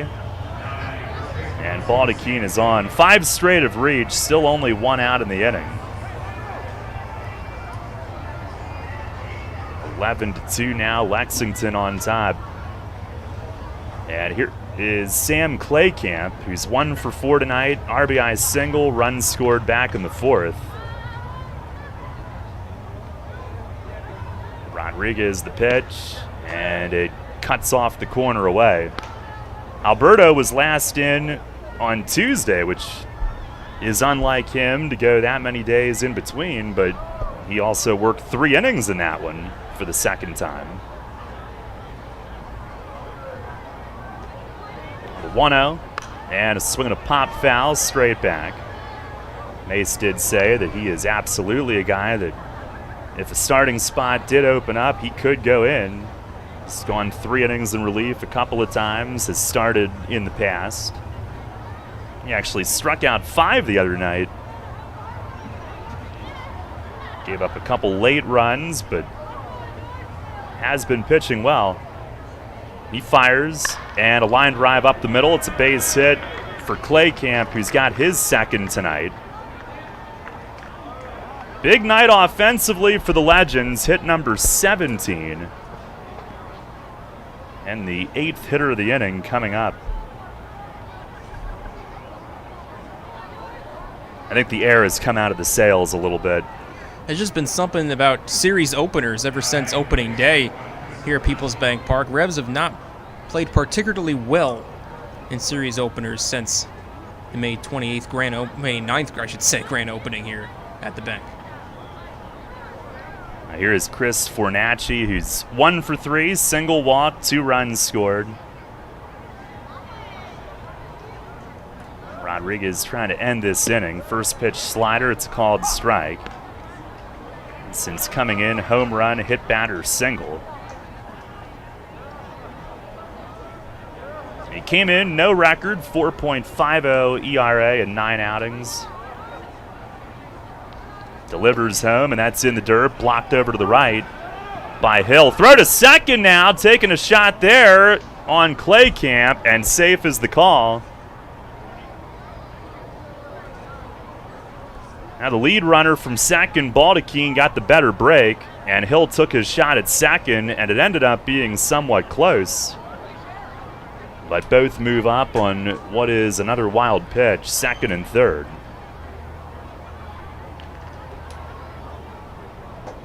Wow, Bruce Bell is on his way back to the dugout.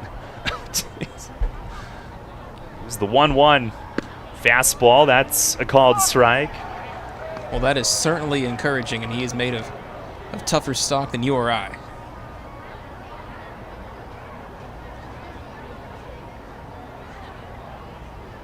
Gamer. The definition. Pitch is swung on and missed. Slider from Rodriguez. And gets Fornacci swinging. There's out number 2. Rodriguez looking like he's settled in. Of course, you'd imagine that he was a little bit rushed trying to get ready with the ball that came back and off of Bruce's midsection, but after the walk and the base hit, he has settled in nicely.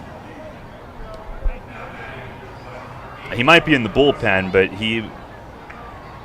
I haven't seen him come to the dugout, but he did leave the clubhouse, I'm told, back toward the field. So that is great news. And here is Tillman Pugh. He's had a huge, oh no, it's not. Who's this? In the pitcher's spot. First one misses outside from Rodriguez.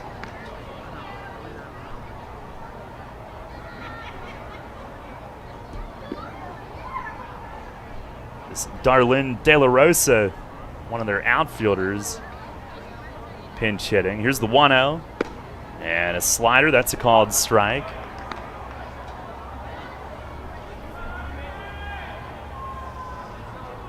De La Rosa 0 for 8 at the plate. 9 games played. Second and third, 2 outs. The 1-1. Slider starts at him. He spun away. It almost came back, but missed a little high and tight. Alberto trying to end a lengthy 8th inning. Legends have batted around.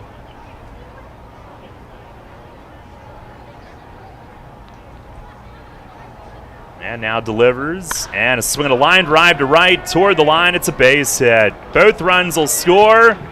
De La Rosa on his way to second and in with a double. And it is a 6-run top of the 8th inning. 13-2 is the score. And that number 9 spot in the order tonight has now produced 6 RBIs.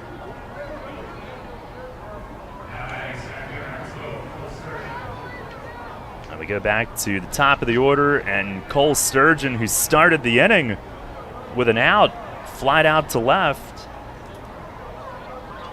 But since then, 6 straight reach, then the strikeout of Fornacci, and now Pugh with the double.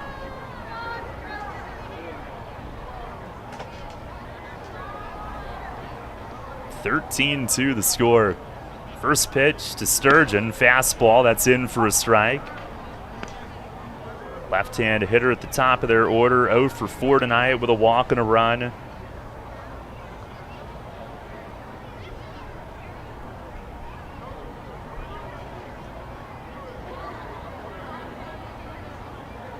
Now the 0-1, and a swing and a miss. He chases in the dirt. It is Scout sleepover night for the girls tonight. I'm not sure what the movie is. I was told they requested anything but Frozen. Because apparently the Girl Scout troops are sick and tired of Frozen. Well, gee, that sounds like me when I'm asked what movie I want to watch. Pitch, and a swing and a pop-up foul out of play, third base side. They just had to let Frozen go. Just let it go. Oh, man, Ray. I'm unstoppable, baby.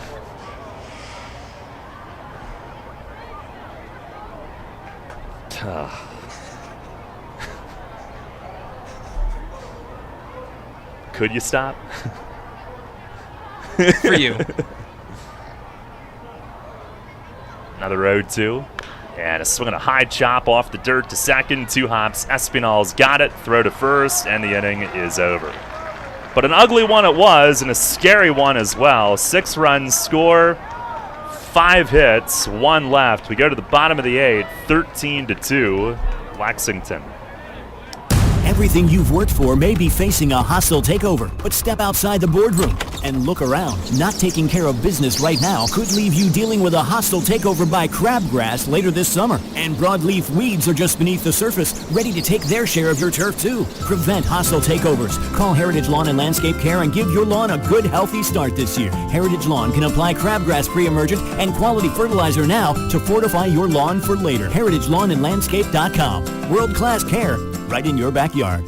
Tee off this season on the best layout in Pennsylvania and experience Royal Manchester Golf Links, bringing you to the coast of the British Isles while never leaving your backyard. Our unique Pure Links layout in the rolling hills of York County gives golfers an experience like none other, featuring 18 pristine holes with picturesque views of the countryside and consistently ranked one of the top public courses in the state. Also offering outings and event bookings. Book your tee time today at 717-268-0490 or nab our online specials at RoyalManchesterGolfLinks.com. Can't get enough of the birds? Sports Radio 98.9 and 1350 WOYK has you covered. Join us all season on Mondays at 6 for the Baltimore Baseball Show, hosted by award-winning Orioles and National Baseball writer Dan Connolly from The Athletic Baltimore. Exclusive in-depth interviews, plus the latest insight and analysis on the Orioles every week. Talking baseball and the birds every Monday at 6. The Baltimore Baseball Show on Sports Radio 98.9 FM and 1350 WOYK.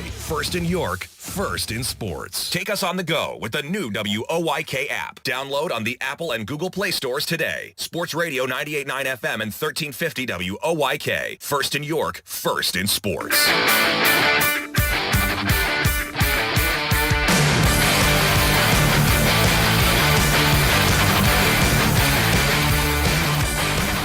Bottom of the 8th, 13-2. Lexington's blown it open.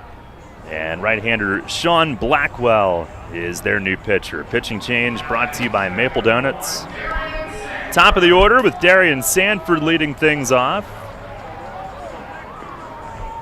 Blackwell in 5 outings, 2-1 with a save and a blown save. He's been pretty active in the decision department, 6.75 ERA. First pitch to Sanford is outside. He's gone 4 innings, only 1 hit given up, but it was a home run. And he's walked 4. He's allowed 4 runs, 3 earned. He deals. Fastball, it is low. 6'5", 225. Most recently had been in the American Association. Delivers home, and Sanford taking all the way. That's a strike.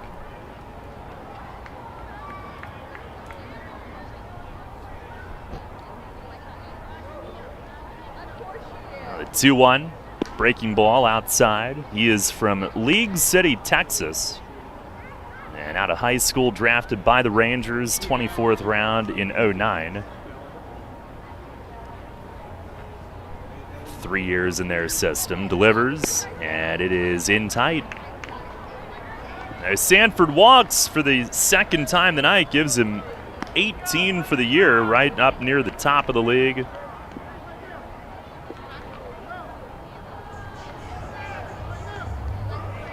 Blackwell, who got to single A with the Rangers, and since then, many years with the Frontier League. He was with the Washington Wild Things. In fact, I believe Sanford's teammate there at one point. Here's Vasquez, who's 0 for 3.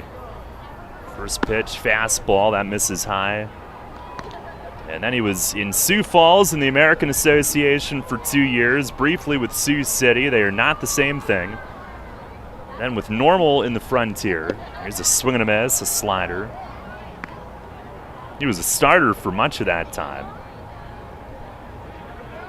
And then Cleburne in the American Association, most recently in 2018.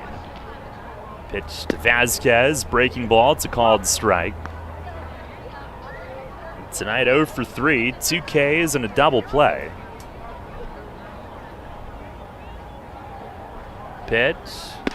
It is a called third strike. High slider. And Vasquez is rung up. Take a look at games from elsewhere tonight. Around the league, brought to you by Heritage Lawn and Landscape Care. Lancaster leading 6-4 in the 8th at Long Island. Ray, is it just me, or does it feel like it's been like 3 days since Lancaster was here? That was last night. It feels like we went through a lifetime in that 8th inning between the comebacker off Bell and the long innings that continued to follow that. It does seem like it's been a bit since Lancaster came to town, even though it was just less than 12 hours ago. Here's Castro. First one is taken low. If they win that game, they will go into first place by half a game. Gastonia and West Virginia tied at 6 in the 6th. As Castro lays off a little low. Another big night for Carlos, 2 for 3 with a home run. 4th home run, league leading 21st run batted in.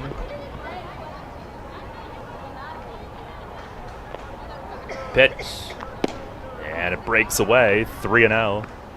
Part of a back-to-back duo with himself and Wellington Dotel, and we became accustomed to that here with the Rebs in 2019. They set a team record in back-to-back home run occurrences. Second set this year, and both have been that duo. The other time it was in reverse. Dotel, then Castro, as Carlos takes a fastball strike. They did it June 9th at Southern Maryland with Dotel hitting in front of Castro that night. Now the pitch, and it misses away. Castro walks. A 2 on for Dotel. Hey fans, you can get the 2021 Media Guide and all the newest merch in the First Capital Federal Credit Union team store, including jerseys. You can get one with Dotel or his nickname Singar on it if you want. You can order them online, or if you order by the 4th inning that night, you might even be able to take it home that night. It's the First Capital Federal Credit Union team store. Ask for Katie as Dotel takes a strike. 1 for 3, homer to right field back in the 4th. Could also ask for someone else, but she's usually in there. Here's a swing and a miss on a slider. But why would you? That's the question. Ask for her? Why wouldn't you ask for her? Oh. That's the thing. That was my point. I don't know, because I can hear her laugh through our office wall all day long. All right, fair point.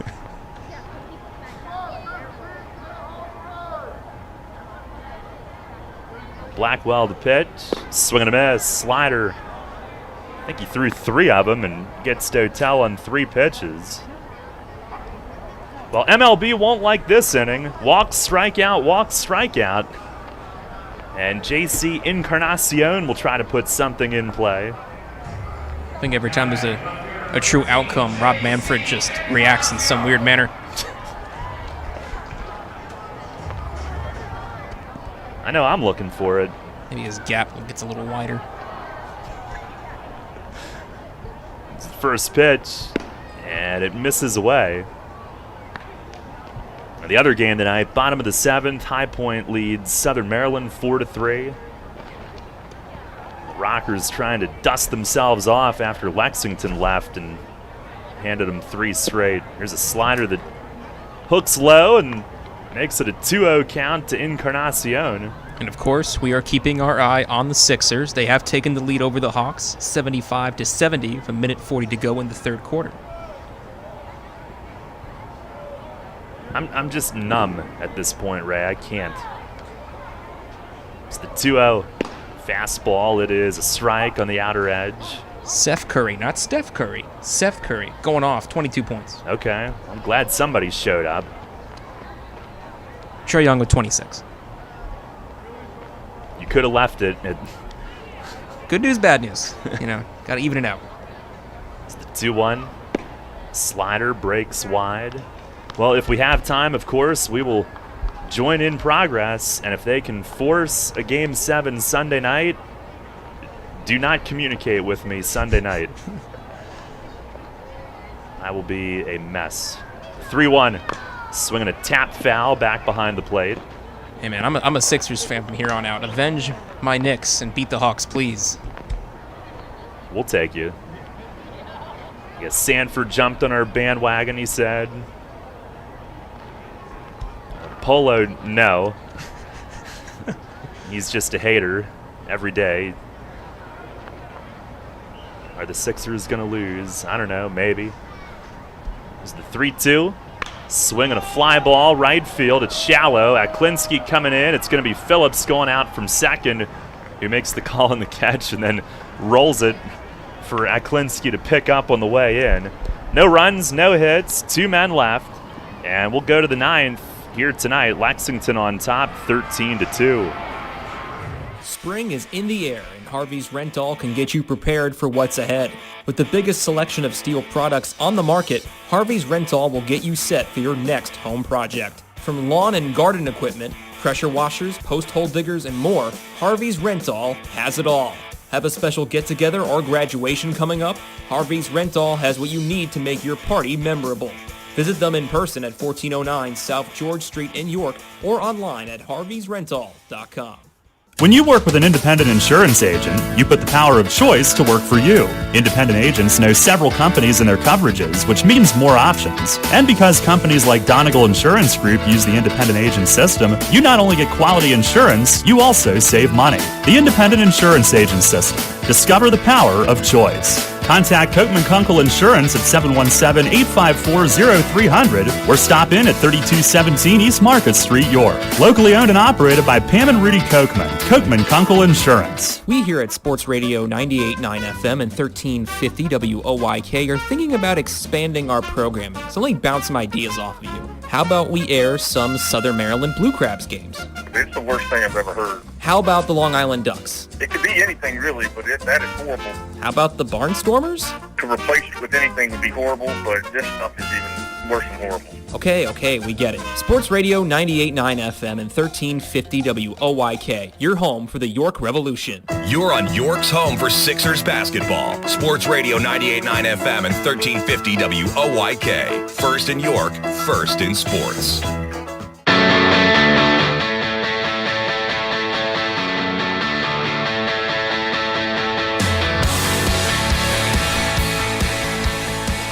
Head of the ninth inning, Isaac Sanchez will take over. Pitching change brought to you by Maple Donuts. 13-2. Lexington is running away with this one. En route to their 6th straight win, they will be 13-4. Sanchez, an inning last night, 1 run given up, but then he stayed into bat, leading off the bottom of the 7th, drew a walk, and started the Revs' 4-run 7th by doing so. Began his season with High Point. Revs acquired him for a player to be named later. About a week in. Combined 1-0 with a 4.32 ERA in 7 appearances. First pitch here is swung on and missed by Ben Aklinski, who tonight is 0 for 3, 2 walks, 2 runs. Former Kentucky Wildcat. Pitch, swing and a foul tip into the mitt of Hill. He was Lexington's first outfielder signed. He wears number 3, and he has a good reason for doing so. The pitch, he swings and he hits it in the air, right center. Sanford charging in. He is there and puts it away. 1 down here in the 9th. He chose number 3 and honors his late Kentucky teammate Ben Jordan, who unfortunately passed over the winter. Chose number 3 in his honor. Well, here is Brandon Phillips, who tonight is 3 for 5, 2 RBIs and a run. And we mentioned that huge trade where Phillips went to the Indians, and he made his debut in the majors with Cleveland, 02 through 05. Pitch from Sanchez, a fastball, it's a called strike. But he really didn't blossom, and they actually said that Cleveland kind of got impatient with waiting for him to reach his full potential. As he swings here and foul tips one to the netting. So after the 05 season, he was traded to Cincinnati, and it really wasn't for much. But then he embarked on an all-time great Reds career. Pitch to him, and a slider up and in. 1 ball, 2 strikes.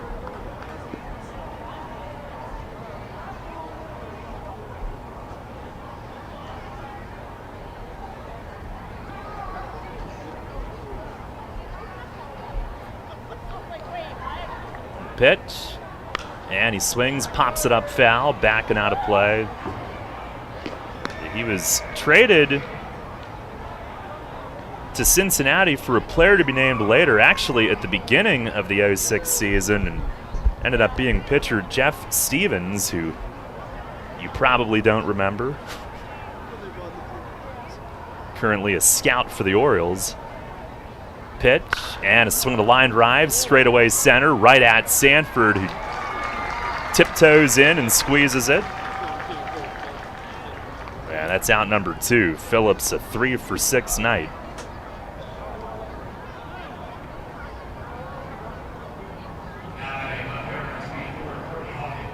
And up steps Courtney Hawkins, who's 3 for 5. Double RBI run. Had the shot that hit Bruce Bell in the ribs, but Bell returned, I think, to the bullpen area.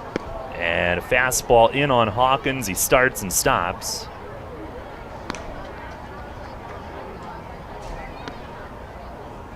I mean, I'm just glad he didn't have to be stretchered off as hard as he was hit. The 1-0. Oh, man, Hawkins gets beamed, but I think it was a glancing blow. It hit him up near the pec, and ricochets away. And it certainly wasn't intentional either as a response to the comebacker off of Bell, just a missed pitch inside. Now a 2-out base runner, Jordan Pacheco, the hitter.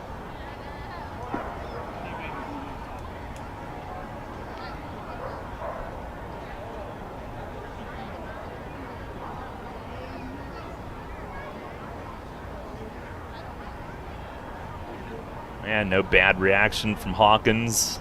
First pitch to Pacheco, that's over for a strike. 3 for 5 with a 3-run homer in the 8th. A lot of guys with big nights in this Lexington lineup. They lead at 13-2. Here's the stretch from Sanchez.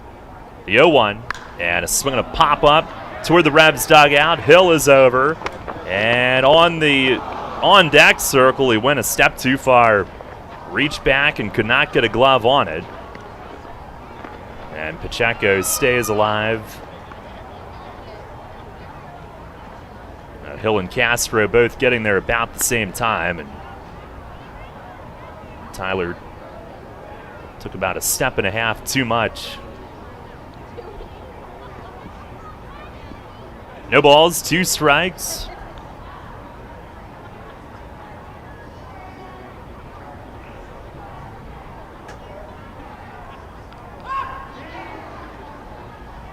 Now Sanchez ready. And fires home. And a swing and a pop-up foul again, but this one will find the seats. Castro gives it a look, lands about halfway deep. No Central PA game day tomorrow. Yeah, but morning's still going to be full. Now it's, instead of the morning grind of Central PA game day, going to be morning grind in my basement gym. Wow, look at you. I was told by my trainer just a minute ago I got to spar next week, so I got to get back in shape. Pitch here, it's down and in off Hill's glove. They appeal to first, and Pacheco held. And as it trickles back, Hawkins will move up on a pass ball. Well, Ray, I'll tell you, I have a very busy morning tomorrow of deciding what I'm going to have for breakfast. So,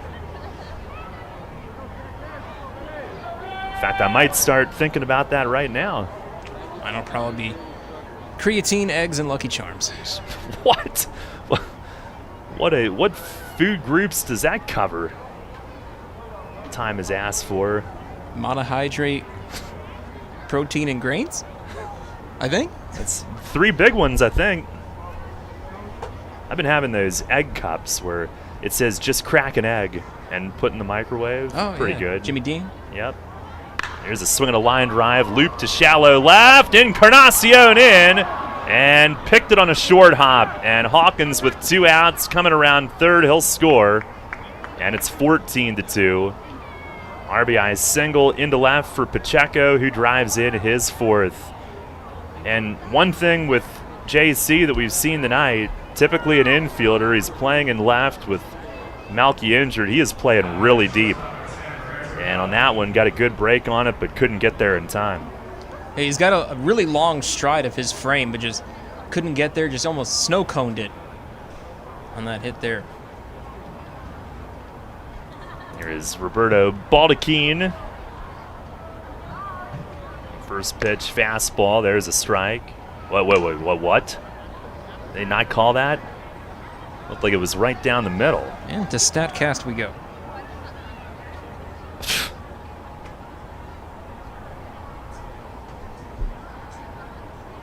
You know what? It must have been buffering again. That must be, it's always the buffering.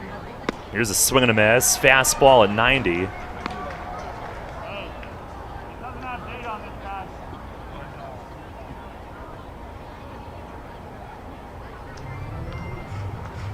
Yeah, it's probably just buffering.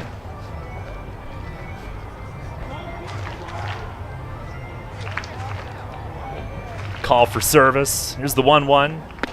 Fastball, that is up and in. Actually, we'll call for service, and then we'll answer all the prompts on the phone, and then we'll be transferred to a different department, and then we'll get hung up on. And then when you finally are able to schedule an appointment, they won't be able to come out till 3 weeks. Right.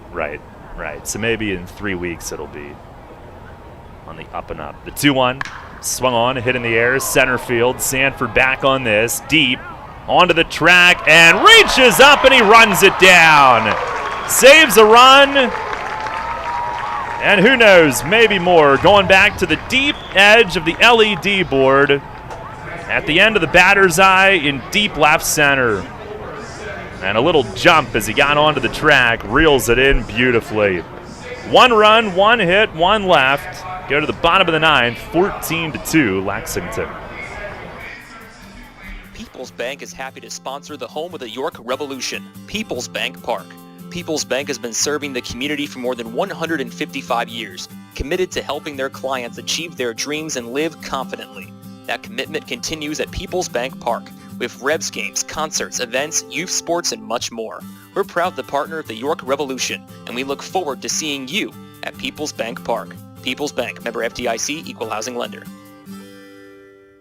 Shipley Energy is more than just an energy company. We're your friends, family, and neighbors, and have been serving the community for over 90 years. Whether you need energy for your home or for your business, we've got you covered. We can help keep you comfortable with all your heating needs, from heating oil to propane, electricity to natural gas. And if something breaks, like your air conditioning or furnace, we have a team of HVAC experts ready to fix it, so you can stay comfortable all year long. To learn more, visit ShipleyEnergy.com or call 855-5-SHIPLEY. Need an excavating contractor for your upcoming project? Get it done locally and get it done right with Barnes & Barnes Incorporated Excavating. Locally owned and in business since 2005, Barnes & Barnes Incorporated Excavating is a small excavating and landscaping business, offering demolition, excavating, landscaping, foundations, concrete, sewer and water hookups, lot clearing, welding, fabrication, and more. Located in Windsor at 30 North Blacksmith Avenue, Barnes & Barnes will get the job done right. Call Scott to schedule your project at 717-515-3495. That's 515-3495. Or email him at barnesbarnesscottinc@gmail.com. That's barnesbarnesscottinc@gmail.com.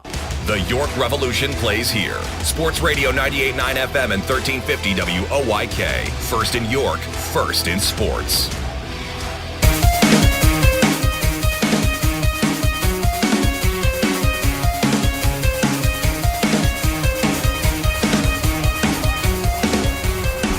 Head to the bottom of the 9th inning, 14-2. Lexington leading this one. Right-hander Brian Quillens, the new pitcher.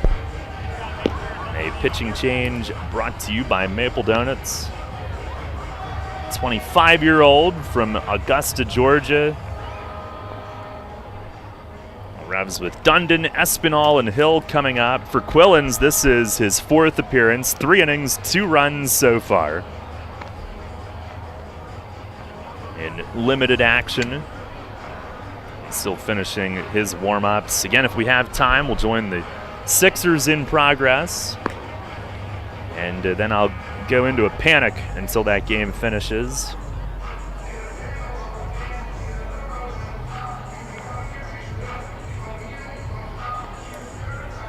And I'll be a mess Sunday, Ray. Just a forewarning. High stress. Not out of it yet. Yeah, let's just not. What is it now? Tell me. Just tell me one last time, and then I'll not think about it. Here's Andrew Dundon. First pitch is outside. 84-78, under 9 to go. Okay, just close it, please. Dundon 0 for 2 with a walk tonight.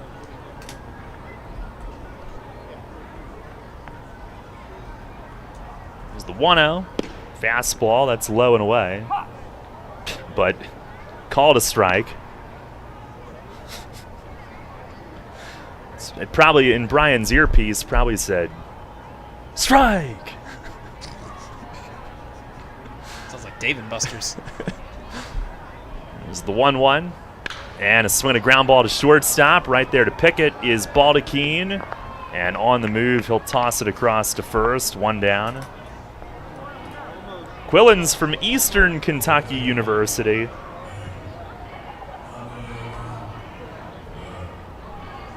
I am quite certain that July 30th will be the first time I have ever stepped foot in that state.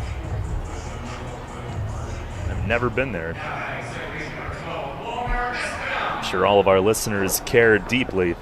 Here is Walner Espinal, who's 0 for 3 tonight.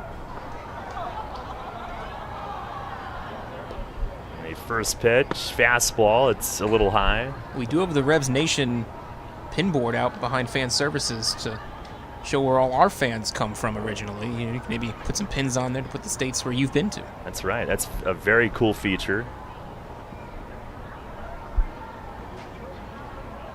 Now the 1-0. That's down and away.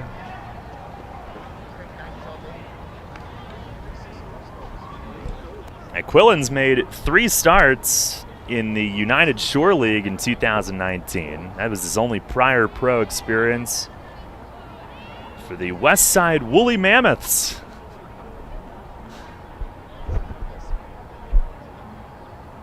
Now the 2-0. Fastball, that's a little high.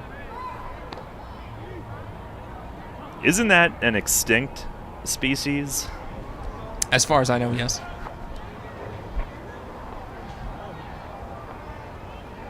Only 3-0 pitch, taking all the way. That's a fastball for a strike. Big fan of the Ice Age movies, by the way. Speaking of woolly mammoths.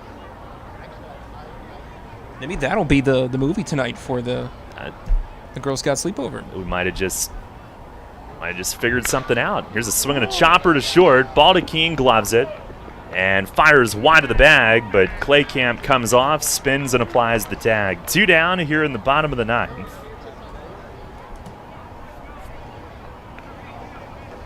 I'm very curious what they'll choose.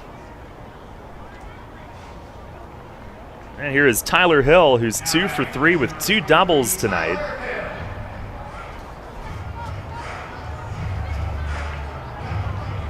It's his first multi-hit game.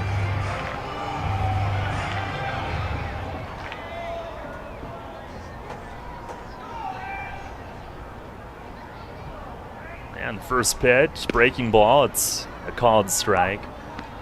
I'm going to attempt to watch the Phillies and Giants tonight, but it's on Peacock, so I think I can. That's the only place that it's airing. Here's the 0-1, and that misses away. Or you could drive out of the service area and remove the blackout restrictions or a VPN or whatever, but I'm told it didn't work, or they don't work. They're not reliable. Yeah, it's no bueno. Here's a swing, a ground ball down to third base, and Fornacci's got it, tosses it across, and that'll do it. 3 ground ball outs for Brian Quillens in the 9th inning, and Lexington takes the opener here tonight by a final score of 14-2. Now the Legends win their 6th in a row, 12th in the last 13, now a league best 13-4. Revs fall to 8-11, and we'll look to even this series up tomorrow night. 14-2, your final score. Stay tuned. Post-game show is coming up next. I'm here with Kevin Smith from Smith Wealth Advisory Group of Janney Montgomery Scott, who was recently named by Forbes and the Financial Times as one of the best financial advisors not only in the state, but also in the country. Kevin, explain the meaning of your group's tagline, a wealth of knowledge about wealth. We've built our reputation as one of the premier wealth advisors in the country for many reasons, not the least of which is our vast expertise about wealth in all its meanings and forms. Although traditionally wealth is viewed in a monetary context with all the challenges that entails, which we're fully equipped to address, true wealth has little to do with money. To me, being wealthy is more a state of mind centered upon happiness and contentment. It's memories and experiences with friends, family, and those you love. It's finding meaning and purpose, pursuing passions, chasing dreams, and embracing life for all it has to offer. That's the type of wealth our clients long long for and that we help them achieve. You've noted that your group is guided by a quote by Henry David Thoreau, wealth is the ability to fully experience life. Tell me more about that. It's so true. Being wealthy is really about experiencing the richness of life itself. When you think about it, it's not ultimately money that matters, but what money can do. We help our clients educate their children and grandchildren so that they can have promising futures. We help them retire comfortably, support worthwhile causes, and endow meaningful legacies. We help them age with dignity and so much more. For all your financial planning, investment, and wealth management needs, contact Smith Wealth Advisory Group at 779-2769 or at smithwealthadvisory.com. Smith Wealth Advisory Group, helping you fully experience life. Janney Montgomery Scott LLC, member NYSE, FINRA, and SIPC. Get the latest on the Orioles with the Baltimore Baseball Show, hosted by Dan Connolly. Mondays at 6 on Sports Radio 98.9 FM and 1350 WOYK.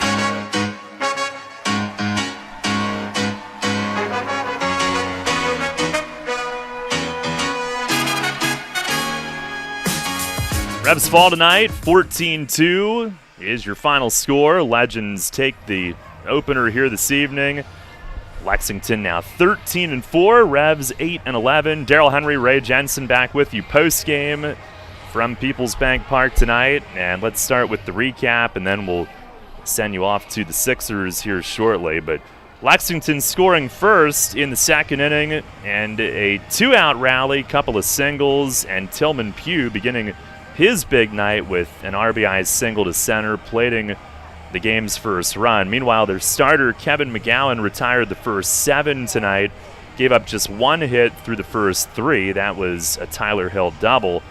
And in the fourth inning, they gave themselves a cushion, scoring 4 times. Sam Claycamp, an RBI single, Tillman Pugh with a 3-run homer to right center, and at that point, it was a 5-0 game. Revs got on the board in the bottom of the fourth inning, back-to-back home runs. Carlos Castro slamming his second in as many nights on a line drive to left center. And Wellington Dotel following suit, going yard the other way in right for his second of the year. But that was the only scoring for York tonight. McGowan went 6, gave up only those 2 runs. He struck out 7, and Lexington did the rest of the damage offensively. Got a 2-run broken bat single from Brandon Phillips in the 6th, and then a 6-run, rather miserable 8th inning, but a very scary 8th inning as the first run scored when Courtney Hawkins smoked an RBI infield hit off Bruce Bell's midsection. He was down on his back for a couple of minutes, but did get up to run off under his own power, went upstairs to get checked out, and actually came back down to the field afterward, which was an amazing sight and sign for his well-being. But his outing cut short. Jordan Pacheco greeted Alberto Rodriguez with a 3-run homer to left center, and later in the inning, Darlene De La Rosa with a pinch hit 2-run double, and then 1 more run in the 9th on a Pacheco single. So Pugh tonight drove in 4. Pacheco drove in 4. Bunch of guys had 3-hit nights for Lexington as they pile up 19 hits this evening and win it 14-2. That's your recap tonight. We'll take one final break, check the scores from elsewhere, and then on to the Sixers coming up here on Sports Radio 98.9 FM and 1350